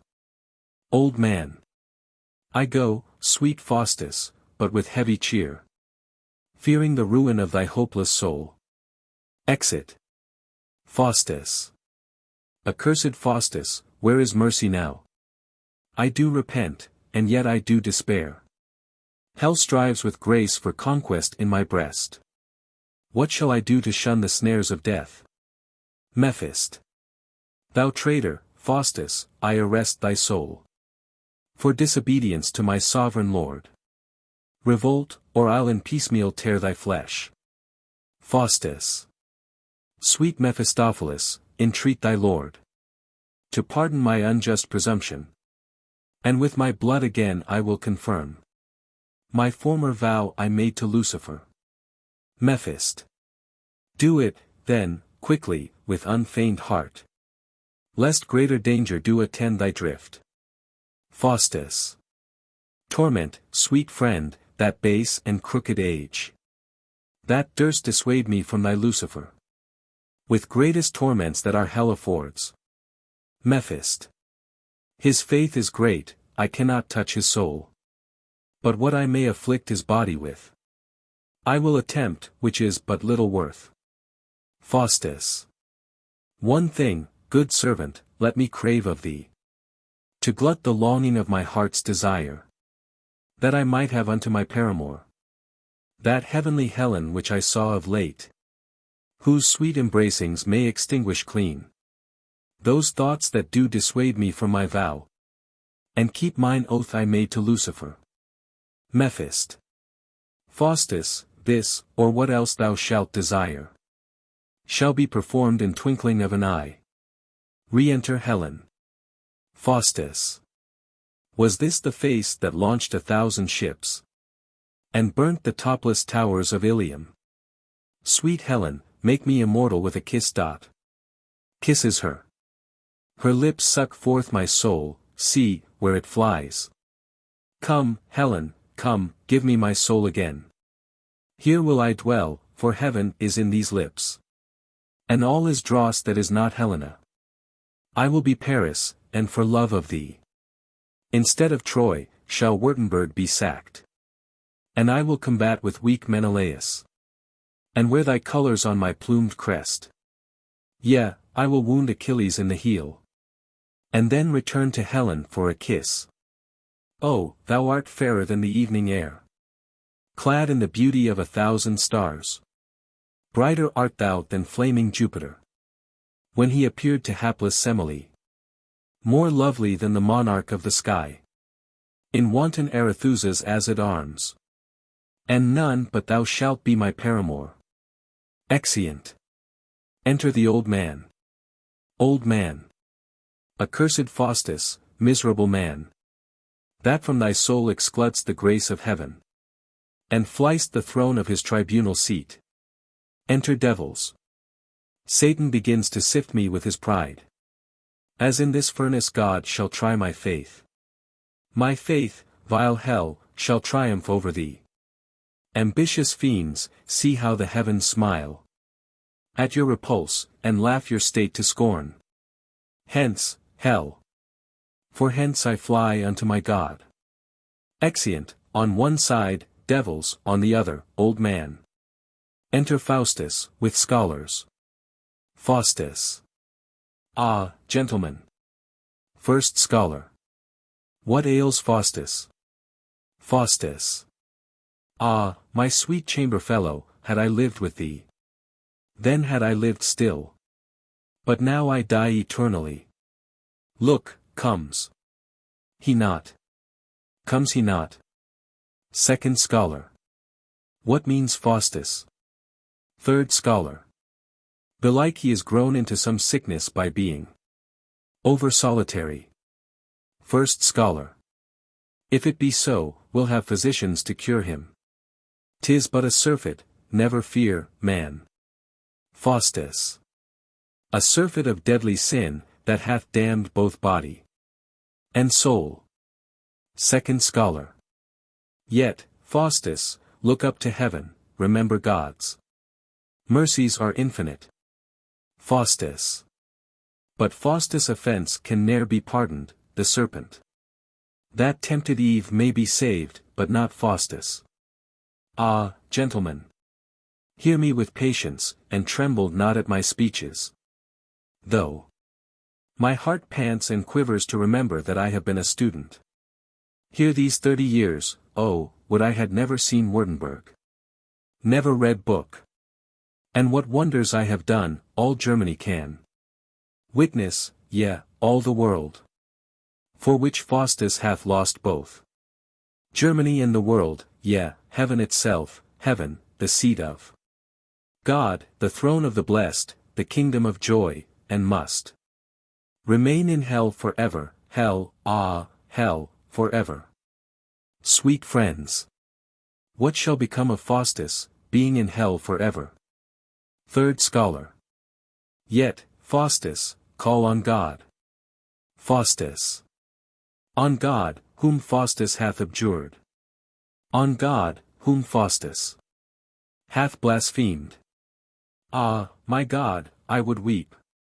But the devil draws in my tears. Gush forth blood, instead of tears. Yea, life and soul. Oh, he stays my tongue. I would lift up my hands, but see, they hold them, they hold them. All. Who, Faustus? Faustus. Lucifer and Mephistopheles. Ah, gentlemen, I gave them my soul for my cunning. All. God forbid. Faustus. God forbade it, indeed. But Faustus hath done it, for vain pleasure of 24 years hath Faustus lost eternal joy and felicity. I writ them a bill with mine own blood, the date is expired, the time will come, and he will fetch me. First Scholar. Why did not Faustus tell us of this before? That divines might have prayed for thee. Faustus. Oft have I thought to have done so. But the devil threatened to tear me in pieces, if I named God, to fetch both body and soul, if I once gave ear to divinity, and now 'tis too late. Gentlemen, away, lest you perish with me. Second Scholar. Oh, what shall we do to save Faustus? Faustus. Talk not of me, but save yourselves, and depart. Third Scholar. God will strengthen me, I will stay with Faustus. First Scholar. Tempt not God, sweet friend. But let us into the next room, and there pray for him. Faustus. Ay, pray for me, and what noise soever ye hear, come not unto me, for nothing can rescue me. Second Scholar. Pray thou, and we will pray that God may have mercy upon thee. Faustus. Gentlemen, farewell, if I live till morning, I'll visit you, if not, Faustus is gone to hell. All. Faustus, farewell. Exeunt Scholars. The clock strikes 11. Faustus. Ah, Faustus. Now hast thou but one bare hour to live. And then thou must be damned perpetually. Stand still, you ever-moving spheres of heaven. That time may cease, and midnight never come. Fair nature's eye, rise, rise again, and make perpetual day. Or let this hour be but a year, a month, a week, a natural day. That Faustus may repent and save his soul. O lente, lente currite, noctis equi. The stars move still, time runs, the clock will strike. The devil will come, and Faustus must be damned. Oh, I'll leap up to my God, who pulls me down. See, see, where Christ's blood streams in the firmament. One drop would save my soul, half a drop, ah, my Christ. Ah, rend not my heart for naming of my Christ. Yet will I call on him, oh, spare me, Lucifer. Where is it now? 'Tis gone, and see, where God stretcheth out his arm, and bends his ireful brows. Mountains and hills, come, come, and fall on me. And hide me from the heavy wrath of God. No, no. Then will I headlong run into the earth. Earth, gape. Oh, no, it will not harbor me. You stars that reigned at my nativity, whose influence hath allotted death and hell, now draw up Faustus, like a foggy mist, into the entrails of yon laboring cloud, that, when you vomit forth into the air, my limbs may issue from your smoky mouths, so that my soul may but ascend to heaven. The clock strikes the half-hour. Ah, half the hour is past. 'Twill all be past anon. O God! If thou wilt not have mercy on my soul, yet for Christ's sake, whose blood hath ransomed me, impose some end to my incessant pain. Let Faustus live in hell 1,000 years. 100,000, and at last be saved. Oh, no end is limited to damned souls. Why wert thou not a creature wanting soul? Or why is this immortal that thou hast? Ah, Pythagoras' metempsychosis, were that true, this soul should fly from me, and I be chonged unto some brutish beast. All beasts are happy, for, when they die, their souls are soon dissolved in elements. But mine must live still to be ploughed in hell. Cursed be the parents that engendered me. No, Faustus, curse thyself, curse Lucifer, that hath deprived thee of the joys of heaven. The clock strikes 12. Oh, it strikes, it strikes. Now, body, turn to air, or Lucifer will bear thee quick to hell. Thunder and lightning. O soul, be chonged into little waterdrops, and fall into the ocean, ne'er be found.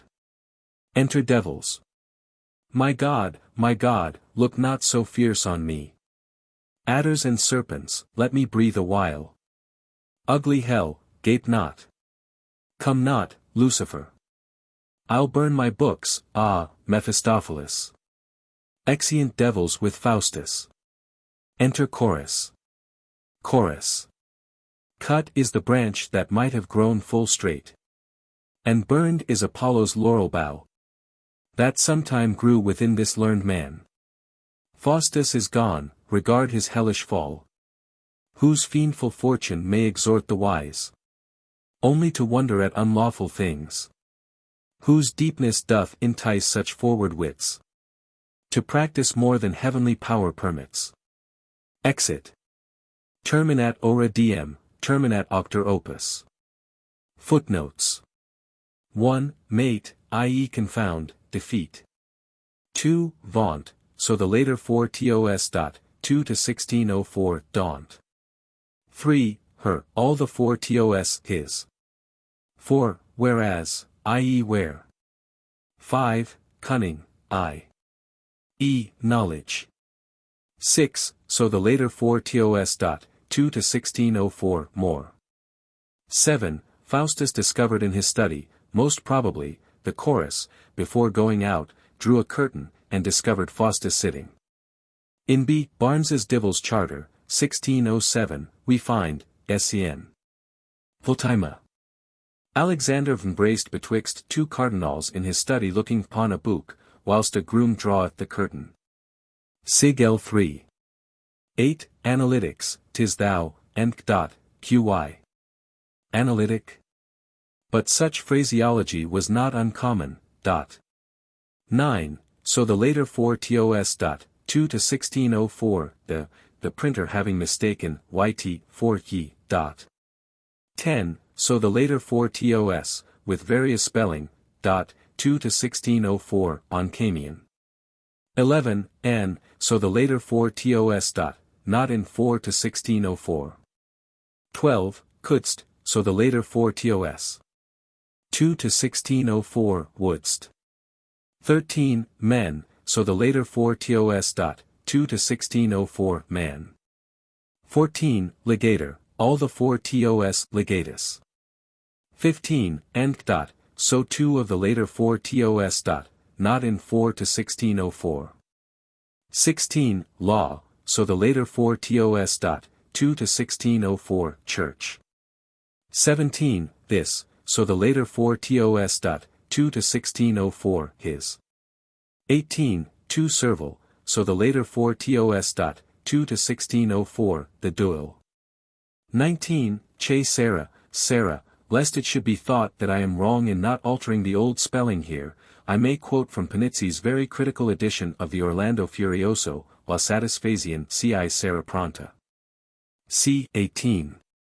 St. 67. 20. Scenes, and sooner may a gulling weather spy by drawing forth heaven's scenes tell certainly, and Donne's First Satire, page 327, edition 1633. 21. Tyre, so the later 4 tos. 2 to 1604, tree. 22. Enter Wagner, and perhaps the proper arrangement is, Wagner. Enter Wagner. Commend me to my dearest friends, and 23. Treasure, so the later 4 tos. 2 to 1604, treasury. 24. Jove, so again, page 84, first call. See note 59, seeing Faustus hath incurred eternal death by desperate thoughts against Jove's deity, and I may notice that Marlowe is not singular in applying the name Jove to the God of Christians, beneath our standard of Jeus powerful son, i.e. Christ. Mere. For Magistrates, page 642, edition 1610. But see the judgment of Almighty Jue, and id page 696. O samo Giove per noi crucifisso, and Pulsi, Morganta mag c. 2. St. 1. 25. These elements, so again, within the bowels of these elements, and page 87, first call, see note 90, these, being equivalent to the. Not unfrequently in our old writers these is little more than redundant. 26. Resolve, i.e. satisfy, inform. 27. Silk, all the 4 tos skill, and so the modern editors. 28. So the later 4 tos. 2 to 1604, hour.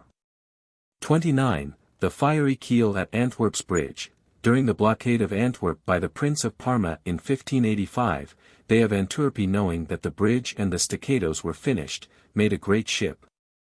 To be a means to break all this work of the Prince of Parma's, this great ship was made of mason's work within, in the manner of a vaulted caw, upon the hatches there were laid myll stones, grauwe stones, and others of great weight. And within the vault were many barrels of powder, ouer the which there were holes, and in them they had put matches, hanging at a thread, the which burning until they came to the thread, would fall into the powder, and so blow vp all. And for that they could not ha any one in this ship to conduct it, Lankhair, a sea captain of the Hollanders, being then in Antwerpy, gave them counsel to tie a great beam at the end of it, to make it to keep a straight course in the midst of the stream.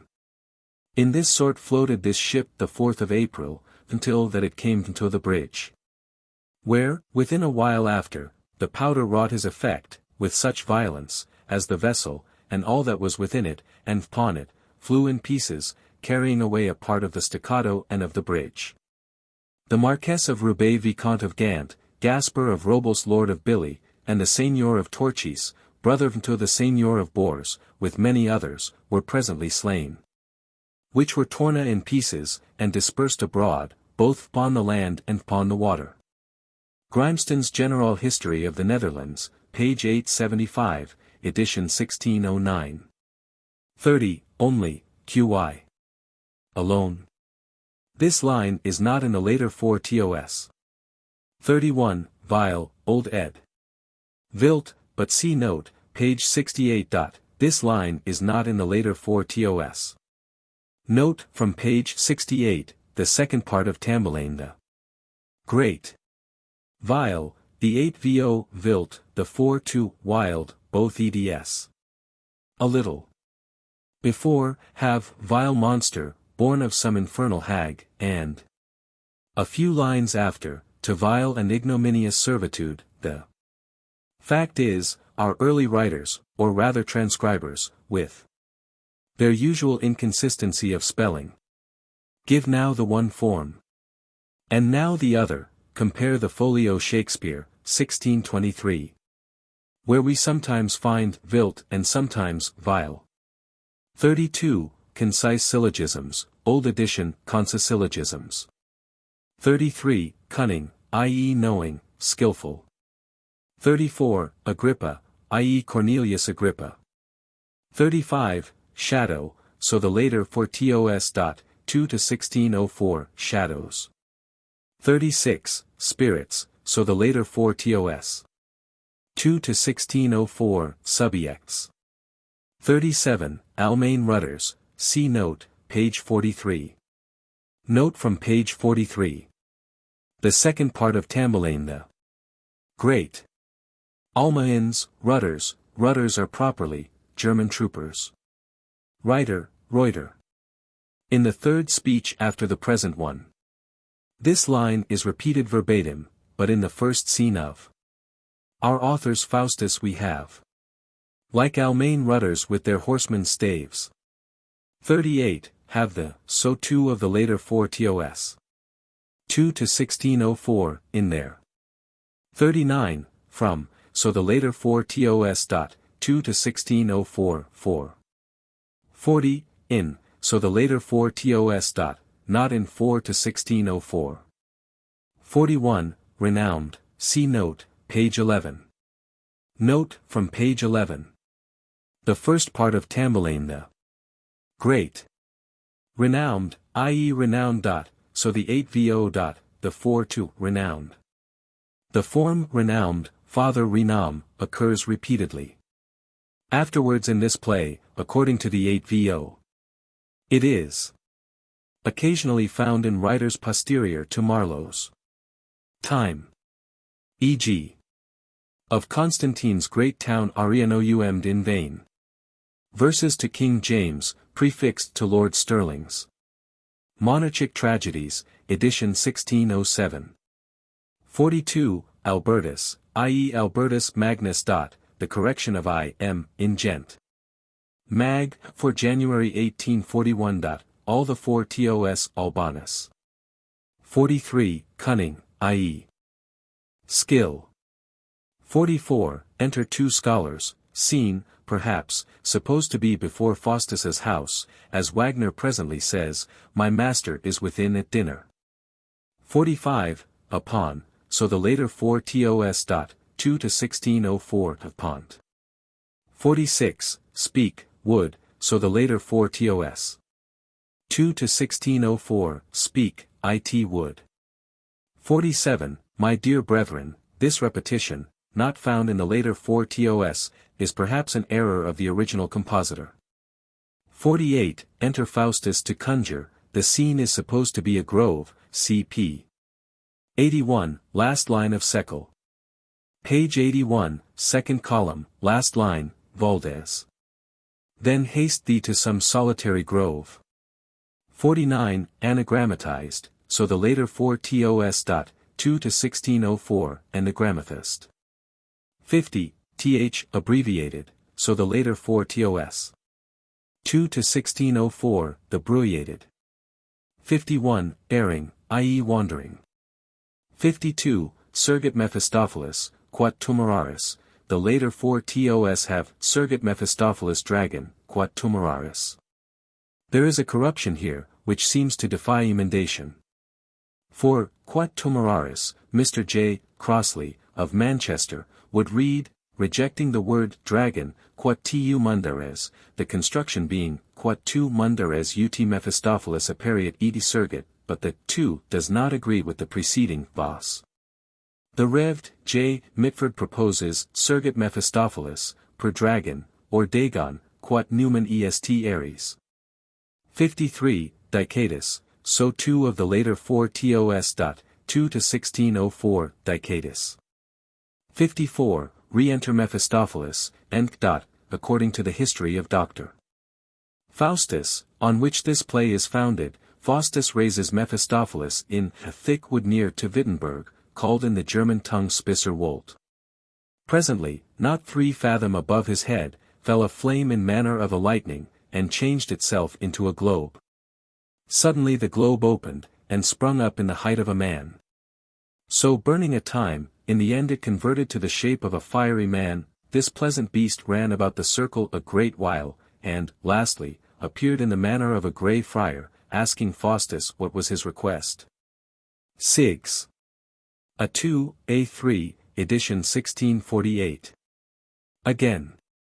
After Dr. Faustus had made his promise to the devil, in the morning betimes he called the spirit before him, and commanded him that he should always come to him like a friar after the order of Saint Francis.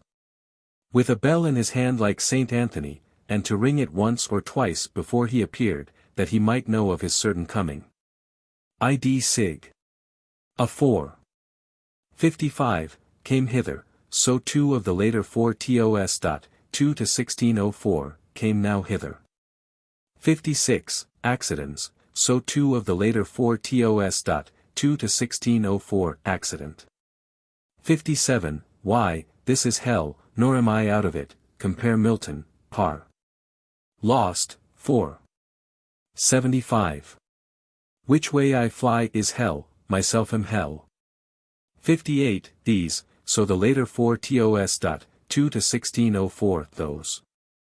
59, Joves, see note, page 80. I.e. note 24.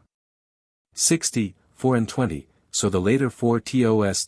2 to 1604, 24. 61, resolve, i.e. satisfy, inform.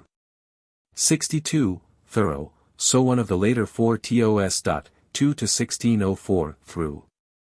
63, country, so the later 4 tos. 2 to 1604, land. 64, desert, so the later 4 tos. 2 to 1604, desire. 65, enter Wagner, and scene, a street most probably. 66, piquetivants, i.e. beards cut to a point. 67, by Our Lady, i.e. by Our Lady. 68, Camihi discipulus, the first words of W. Lilies ad discipulos Carmen de moribus. Camihi discipulus, pure, es, cupis ac docere. Huc aids, and 69, stavesacre, a species of larkspur. 70, vermin, which the seeds of stavesacre were used to destroy. 71, familiars, i.e. attendant demons. 72, there, so the later 4 tos. 2 to 1604, my. 73, slop, i.e. wide breeches. 74, vile, old edition, vilt. See note, page 68. Note, from page 68, the second part of Tamburlaine the Great. Vile, the 8 vo, vilt, the 4 to, wild, both eds. A little. Before, have, vile monster, born of some infernal hag, and a few lines after, to vile and ignominious servitude, the fact is, our early writers, or rather transcribers, with their usual inconsistency of spelling, give now the one form, and now the other, compare the Folio Shakespeare, 1623. Where we sometimes find vilt and sometimes vile. 75, vestigius nostris, all the 4 tos vestigias nostras. 76, of, so the later 4 tos dot, not in 4 to 1604. 77, me, so the later 4 tos dot, not in 4 to 1604. 78, he lives, so the later 4 tos dot, 2 to 1604, Ilioa. 79, y, so the later 4 tos. Not in 4 to 1604. 80, Sole men miseris, nth dot, an often cited line of modern Latin poetry, by whom it was written I know not. 81, y, so the later 4 tos dot, not in 4 to 1604. 82, torture, so the later 4 tos dot, 2 to 1604, tortures. 83, Faustus, so the later 4 tos dot, not in 4 to 1604. 84, bill, i.e. writing, deed. 85, here's fire, come, Faustus, set it on. This would not be intelligible without the assistance of the history of Dr. Faustus, the 6th chapter of which is headed, How Dr. Faustus set his blood in a saucer on warm ashes, and writ as followeth. Sig B, edition 1648. 86, but what is this inscription, and he, Faustus, took a small penknife and pricked a vein in his left hand, and for certainty thereupon were seen on his hand these words written, as if they had been written with blood, O homo, fugue. The History of Dr. Faustus, Sig B, edition 1648.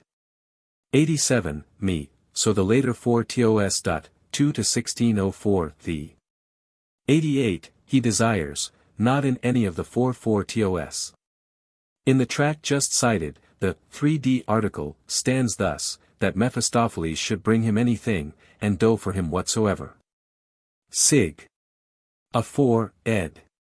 1648, a later edition adds, he desired. Marlowe, no doubt, followed some edition of the history in which these words, or something equivalent to them, had been omitted by mistake. 2 to 1661, which I consider as of no authority, has, he requireth. 89, that, nth dot, so all the 4 tos, ungrammatically. 90, these, see note, p. 80, i.e. note 25. 91, there, so the later 4 tos dot, not in 4 to 1604. 92, are, so 2 of the later 4 tos dot, 2 to 1604, is. 93, fond, i.e. foolish. 94, what? Walking, disputing, nth dot, the later 4 tos have, what, sleeping, eating, walking, and disputing. But it is evident that this speech is not given correctly in any of the old eds. 95, let me have a wife, nth. The 9th chapter of the history of Dr. Faustus narrates how Dr. Faustus would have married, and how the devil had almost killed him for it, and concludes as follows.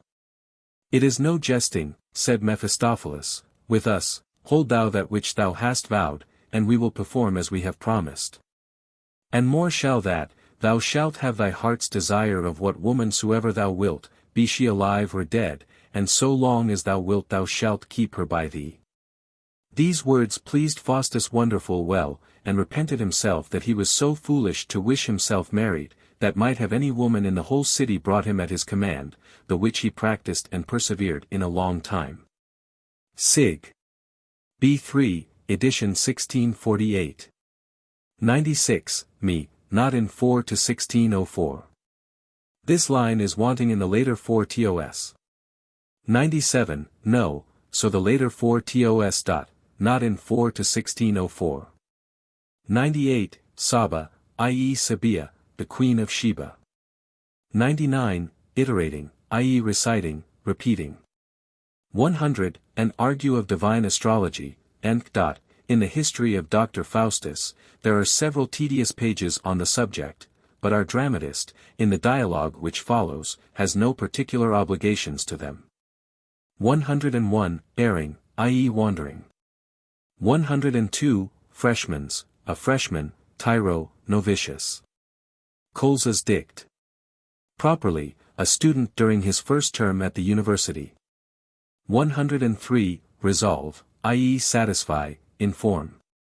104, Seek to save, qy.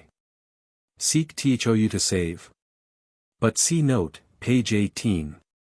Note, from page 18, the first part of Tamburlaine the Great. Barbarous, qy. O barbarous. In the next line but one. O treacherous. And in the last line of the speech. O bloody. But we occasionally find in our early dramatists lines which are defective in the first syllable, and in some of these instances at least it would almost seem that nothing has been omitted by the transcriber or printer. 105, Enter the seven deadly sins. In the history of Doctor Faustus, Lucifer amuses Faustus, not by calling up the seven deadly sins, but by making various devils appear before him, one after another, infirmi as they were in hell. First entered Belial, infirmi of a bear, and after him came Beelzebub, in curled hair of a horseflesh color, and then came Astaroth, in the firmi of a worm, and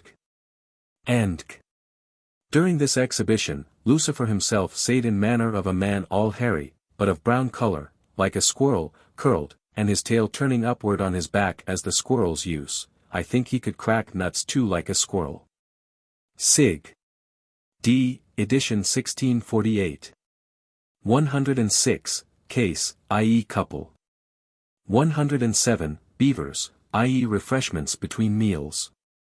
108, Elde, all the four tos, lechery. Here I have made the alteration recommended by Mr. Collier in his preface to Coleridge's 7 lectures on Shakespeare and Milton, p. 109, Away, to hell, in 4 to 1604, these words stand on a line by themselves, without a prefix. In the later 4 tos, the corresponding passage is as follows, begins with lechery. Lucifer. Away to hell, away. On, Piper. Exeunt the sins. Faustus. Oh, how this sight doth delight my soul, and 110, I will send for thee at midnight. In the history of Doctor Faustus, we have a particular account of Faustus's visit to the infernal regions, Sig D2, edition 1648. 111, Enter chorus, old edition, Enter Wagner solus. That these lines belong to the chorus would be evident enough, even if we had no assistance here from the later 4 tos. The parts of Wagner and of the chorus were most probably played by the same actor, and hence the error. 112, Learn Faustus, to know the secrets of astronomy, and see the 21st chapter of the history of Doctor Faustus, how Doctor Faustus was carried through the air up to the heavens, to see the whole world, and how the sky and planets ruled, and 113, Enter Faustus and Mephistopheles, Scene, the Pope's privy chamber. 114, Trier, i.e. Treves or Triers. 115, From Paris next, and this description is from the history of Doctor Faustus. He came from Paris to Mentz, where the river of Maine falls into the Rhine, notwithstanding he tarried not long there, but went into Campania, in the kingdom of Nepal, in which he saw an innumerable sort of cloisters, nunneries, and churches. And great houses of stone, the streets fair and large, and straight forth from one end of the town to the other as a line. And all the pavement of the city was of brick, and the more it rained into the town, the fairer the streets were. There saw he the tomb of Virgil, and the highway that he through the mighty hill of stone in one night. The whole length of an English mile, and Sig E2, edition 1648. 116, the way he cut, during the Middle Ages Virgil was regarded as a great magician, and much was written concerning his exploits in that capacity. The Lyfe of Virgilius, however, see Thoms's Early Prose Romances, Vol. 2, makes no mention of the feat in question. But Petrarch speaks of it as follows. Non lunge a putilis falernus collus atolator, famoso palmite nobilis. Inter falernum eti mer mons est saxius, hominum manibus confasis, quod vulgus in sulsum a Virgilio magicis cantaminibus factum putant, ita clarorum fama hominum, non veris contenta laudibus, sep etium fabulus viam facit. De quo cum me olim Robertus regno claris, sed preclaris ingenio ac literis, quid centrem, multis estantibus, percunctatus esset, humanitate fridus regia, qua non regis modo sed homines visit. Jocans nusquam me legis magicarium fuis Virgilium respondi, quod al severissimi nuda frontis approbans, non illic magici sed feri vestigia confessus est. Sunt autem fossis excavati montes angustes sed longissimi et gatri, tenebrosa inter horrifica semper nox, publicum iter in medio, miram et religioni proximum, belli quoque immolatum temporibus, sic vero populi vox est. Et nullis unquam latrocinius attentatum, patit, cryptum Neapolitanum dicunt, cujus et in epistolis ad Lucilium Seneca mentionem facit. Sub finem fussi tremitis, ubi primo viteri colum incipit, in agira edito, ipsius Virgilii busta visunter, pervetusti operis, unde haec forsan abillo perforati montis fluxit opinio. Itinerarium Syriacum, op. Page 560, edition BAS. 117, from thence to Venice, Padua, and the rest, in one of which a sumptuous temple stands, so the later 4 TOS. 2 to 1604, in midst of which, the history of Doctor Faustus shews what sumptuous temple is meant. From thence he came to Venice. He wondered not a little at the fairness of South Mark's place and the sumptuous church standing thereon, called S. Mark, how all the pavement was set with colored stones, and all the rood or loft of the church double gilded over. Sig. E2, edition 1648. 118, just through the midst, this and the next line are not in 4 to 1604.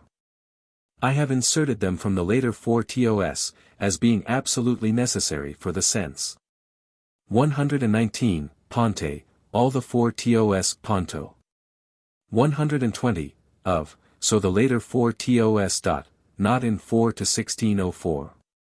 121, then charm me, that I, a corrupted passage. Compare the history of Doctor Faustus, Sig. E3, edition 1648, where, however, the cardinal, whom the Pope entertains, is called the Cardinal of Pavia. 122, Sonnet, variously written, Senet, Signet, Signate, and a particular set of notes on the trumpet, or cornet, different from a flourish. See Neris's gloss. In V. Senet. 123, enter Robin, scene, near an inn. 124, Ippocras, or Hippocras, a medicated drink composed of wine, usually red, with spices and sugar. It is generally supposed to have been so called from Hippocrates, contracted by our earliest writers to Hippocras. Perhaps because it was strained, the woolen bag used by apothecaries to strain syrups and decoctions for clarification being termed Hippocrates' sleeve. 125, Tavern, i.e. tavern. 126, Exeunt. Enter Robin and Ralph, and a scene is evidently wanting after the exeunt of Robin and Ralph.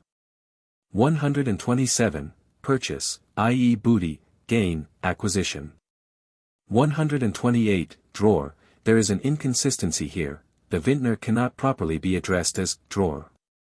The later 4 TOS are also inconsistent in the corresponding passage. Dick says, the vintner's boy follows us at the hard heels, and immediately the vintner enters. 129, Tone, i.e. the one. 130, Mephist, monarch of hell, and Old Ed. thus. Mephist. Vanish villains, one like an ape, and other like. A beer, the third an assy, for doing this enterprise. Monarch of hell, vendor whose black surui, and What follows, shews that the words which I have omitted ought to have no place in the text, nor is there anything equivalent to them in the corresponding passage of the play as given in the later 4 tos. 131, Enter Emperor, and Scene, an apartment in the Emperor's palace. According to the history of Doctor Faustus, the Emperor was personally, with the rest of the nobles and gentlemen, at the town of Innsbruck, where he kept his court. Sig G, edition 1648. 132, Master Doctor Faustus, and the greater part of this scene is closely borrowed from the history just cited, e.g., Faustus, I have heard much of thee, that thou art excellent in the black art, and none like thee in mine empire. For men say that thou hast a familiar spirit with thee, and that thou canst do what thou list. It is therefore, said the Emperor, my request of thee, that thou let me see a proof of thy experience, and I vow unto thee, by the honor of my imperial crown, none evil shall happen unto thee for so doing, and Ibid. 133, 1, may be right, but qy. Done. 134, as we that do succeed, and a corrupted passage, not found in the later 4 tos. 135, the bright, and see note, page 18. Note, from page 18, the first part of Tamburlaine the Great. Barbarous, qy. O barbarous. In the next line but one. O treacherous. And in the last line of the speech. O bloody. But we occasionally find in our early dramatists lines which are defective in the first syllable, and in some of these instances at least it would almost seem that nothing has been omitted by the transcriber or printer. 136, but, if it like your grace, it is not in my ability, and D. Faustus answered, my most excellent lord, I am ready to accomplish your request in all things. So far forth as I and my spirit are able to perform, yet your majesty shall know that their dead bodies are not able substantially to be brought before you. But such spirits as have seen Alexander and his paramour alive shall appear unto you, in manner and form as they both lived in their most flourishing time, and herewith I hope to please your imperial majesty. Then Faustus went a little aside to speak to his spirit, but he returned again presently, saying, now, if it please your majesty, you shall see them, yet, upon this condition, that you demand no question of them, nor speak unto them. Which the emperor agreed unto. Wherewith Doctor Faustus opened the privy chamber door, where presently entered the great and mighty Emperor Alexander Magnus, in all things to look upon as if he had been alive. In proportion, a strong set thick man, of a middle stature, black hair, and that both thick and curled, head and beard, red cheeks, and a broad face, with eyes like a basilisk, he had a complete harness, i.e. suit of armor, burnished and graven, exceeding rich to look upon, and so, passing towards the Emperor Carolus, he made low and reverent courtesy, whereat the Emperor Carolus would have stood up to receive and greet him with the like reverence. But Faustus took hold on him, and would not permit him to do it. Shortly after, Alexander made humble reverence, and went out again, and coming to the door, his paramour met him. She coming in made the emperor likewise reverence, she was clothed in blue velvet, wrought and embroidered with pearls and gold, she was also excellent fair, like milk and blood mixed, tall and slender, with a face round as an apple. And thus passed, she, certain times up and down the house, which the emperor marking, said to himself, now have I seen two persons which my heart hath long wished to behold. And sure it cannot otherwise be, said he to himself, but that the spirits have changed themselves into these forms, and have but deceived me. Calling to mind the woman that raised the prophet Samuel, and for that the emperor would be the more satisfied in the matter, he said, I have often heard that behind, in her neck, she had a great wart or one. Wherefore he took Faustus by the hand without any words, and went to see if it were also to be seen on her or not, but she, perceiving that he came to her, bowed down her neck, when he saw a great wart. And hereupon she vanished, leaving the emperor and the rest well contented. The History of Doctor Faustus, Sig G, edition 1648. 137, both, old edition. Best. 138, Mephistopheles, transform him straight, according to the history of Dr.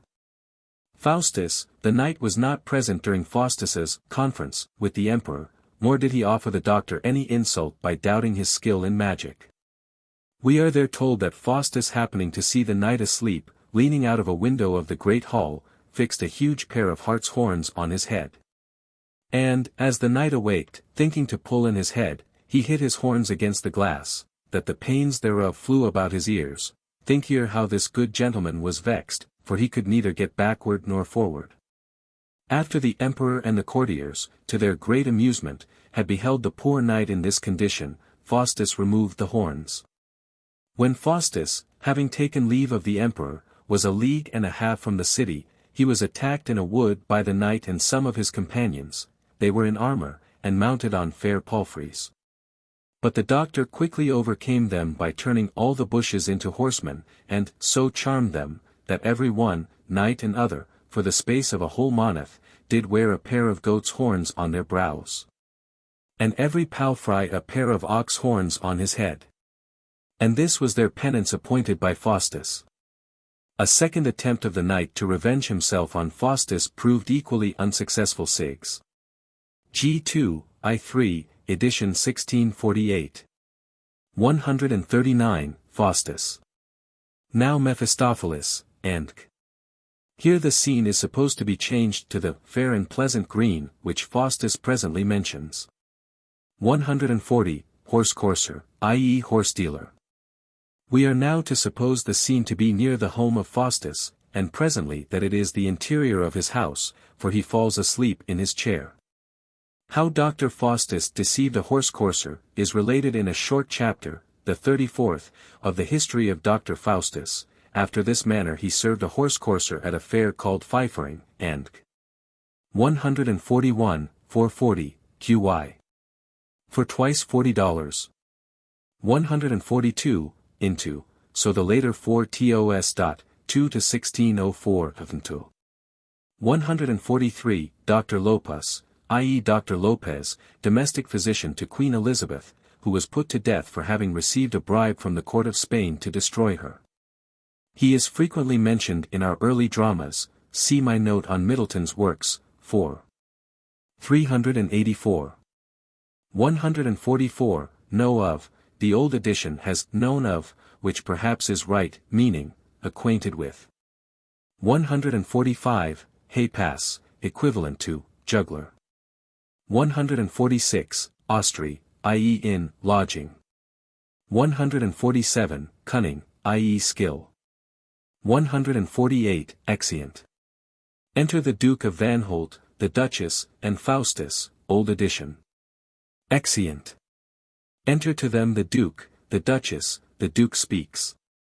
In the later 4 tos a scene intervenes between the exeunt of Faustus, Mephistopheles, and Wagner, and the entrance of the Duke of Vanholt, and we are to suppose that Faustus is now at the court of the Duke of Vanholt. This is plain, not only from the later 4 tos, in which Wagner tells Faustus that the Duke hath sent some of his men to attend him, with provision fit for his journey, but from the history of Dr. Faustus, the subjoined portion of which is closely followed in the present scene. Chapter 39. How Dr. Faustus played a merry jest with the Duke of Anhalt in his court. Dr. Faustus on a time went to the Duke of Anhalt, who welcomed him very courteously. This was the month of January. Where sitting at the table, he perceived the Duchess to be with child, and forbearing himself until the meat was taken from the table, and that they brought in the banqueting dishes, i.e. the dessert, Dr. Faustus said to the Duchess, Gracious lady, I have always heard that great-bellied women do always long for some dainties. I beseech therefore your grace, hide not your mind from me, but tell me what you desire to eat.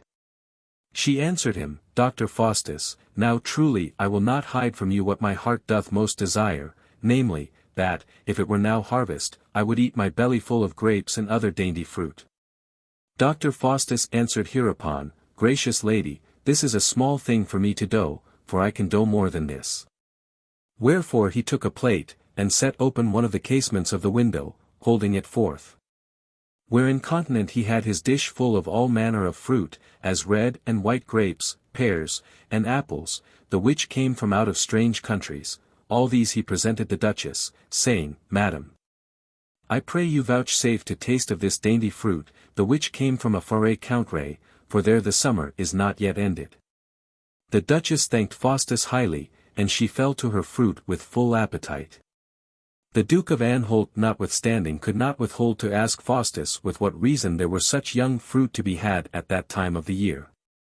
Dr. Faustus told him, May it please your grace to understand that the year is divided into 2 circles of the whole world, that when with us it is winter, in the contrary circle it is notwithstanding summer. For in India and Saba there falleth or setteth the sun, so that it is so warm that they have twice a year fruit, and, gracious Lord, I have a swift spirit, the which can in the twinkling of an eye fulfill my desire in any thing. Wherefore I sent him into those countries, who hath brought this fruit as you see, whereat the Duke was in great admiration. 149, Saba, i.e. Sabia. 150, Beholding, i.e. beholden. 151, Enter Wagner, Scene, a room in the house of Faustus. 152, He hath given to me all his goods, compare chapter 56. Of the history of Doctor Faustus, how Doctor Faustus made his will, in which he named his servant Wagner to be his heir. 153, Helen passeth over the stage. In the history of Doctor Faustus we have the following description of Helen. This lady appeared before them in a most rich gown of purple velvet, costly embroidered, her hair hanged down loose, as fair as the beaten gold, and of such length that it reached down to her hamas. Having most amorous coal-black eyes, a sweet and pleasant round face, with lips as red as a cherry, her cheeks of a rose color, her mouth small, her neck white like a swan, tall and slender of personage. In summary, there was no imperfect place in her, she looked round about with a rolling hawk's eye, a smiling and wanton countenance, which near hand inflamed the hearts of all the students. But that they persuaded themselves she was a spirit, which made them lightly pass away such fancies. Sig H4, edition 1648. 154, Enter an old man, see chap.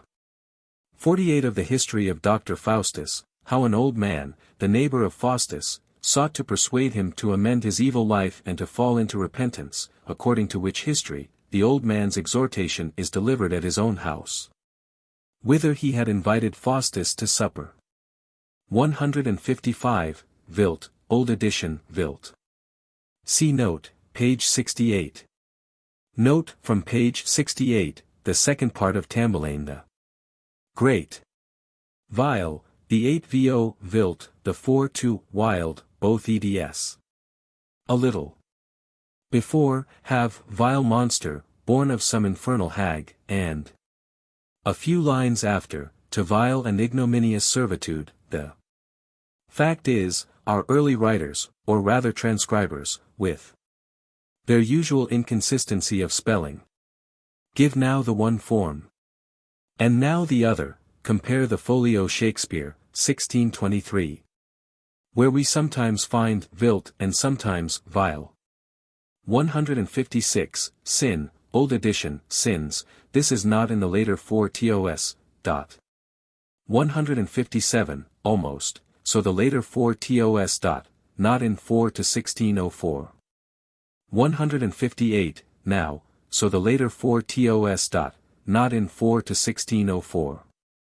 159, Mephist. Do it, then, quickly, and after this speech, most probably, there ought to be a stage direction. Faustus stabs his arm, and writes on a paper with his blood. Compare the history of Dr. Faustus, chap. 49, how Dr. Faustus wrote the second time with his own blood, and gave it to the devil. 160, One thing, good servant, and To the end that this miserable Faustus might fill the lust of his flesh and live in all manner of voluptuous pleasure, it came in his mind, after he had slept his first sleep, and in the 23-year past of his time, that he had a great desire to lie with fair Helena of Greece, especially her whom he had seen and shewed unto the students at Wittenberg, wherefore he called unto his spirit Mephistopheles, commanding him to bring to him the fair Helena. Which he also did. Whereupon he fell in love with her, and made her his common concubine and bedfellow. For she was so beautiful and delightful a piece, that he could not be 1 hour from her, if he should therefore have suffered death, she had so stolen away his heart, and, to his seeming, in time she was with child. Whom Faustus named Justus Faustus. The child told Doctor Faustus many things which were done in foreign countries, but in the end, when Faustus lost his life, the mother and the child vanished away both together. The History of Doctor Faustus, Sig. I4, edition 1648. 161, those, so the later 4 tos. 2 to 1604 these. 162, Faustus, this, qy. This, Faustus. 163, topless, i.e. not exceeded in height by any. 164, is, so the later 4 tos. 2 to 1604 b. 165, shout, so all the 4 tos. And so I believe Marlowe wrote, though the grammar requires shall. 166, enter the old man, scene, a room in the old man's house. In the history of Doctor Faustus the old man makes himself very merry with the attempts of the evil powers to hurt him. About 2 days after that he had exhorted Faustus, as the poor man lay in his bed, suddenly there was a mighty rumbling in the chamber, the which he was never wont to hear, and he heard as it had been the groaning of a sow. Which lasted long, whereupon the good old man began to jest and mock, and said, Oh, what a barbarian cry is this! O fair bird, what foul music is this! Fair angel, that could not tarry 2 days in his place. Beginnest thou now to run into a poor man's house, where thou hast no power, and wert not able to keep thy own 2 days? With these and such like words the spirit departed, and Sig. I2, edition 1648. 167, enter Faustus, scene, a room in the house of Faustus. 168, cunning, i.e. knowledge, skill. 169, why did not Faustus tell us of this before, and wherefore one of them said unto him, Ah, friend Faustus, what have you done to conceal this matter so long from us? We would, by the help of good divines and the grace of God, have brought you out of this net, and have torn you out of the bondage and shens of Satan, whereas now we fear it is too late, to the utter ruin both of your body and soul. Doctor Faustus answered, I durst never do it, although I often minded to settle my life, myself, to godly people to desire counsel and help. And once mine old neighbor counselled me that I should follow his learning and leave all my conjurations, yet, when I was minded to amend and to follow that good man's counsel, then came the devil and would have had me away. As this night he is like to do, and said, so soon as I turned again to God, he would dispatch me altogether. The History of Doctor Faustus, Sig. K3, edition 1648. 170, save, so the later 4 tos. Not in 4 to 1604. 171, and what noise soever ye hear, and lastly, to knit up my troubled oration, this is my friendly request, that you would go to rest, and let nothing trouble you. Also, if you chance hear any noise or rumbling about the house, be not therewith afraid, for there shall no evil happen unto you, and The History of Doctor Faustus, Ubi Supra. 172, O lente, and Ad si, quem mals, cephalum complexa tenors, clamars, lente currite, noctis equi. Ovid, Amor. I, 13. 39. 173, that, when you, so all the old eds. And it is certain that awkward changes of person are sometimes found in passages of our early poets, but qy. That, when they vomit forth into the air, my limbs may issue from their smoky mouths, and 174, and I be chonged unto some brutish beast. Now, thou Faustus, damned wretch, how happy wert thou, if, as an unreasonable beast, thou mightest die without soul.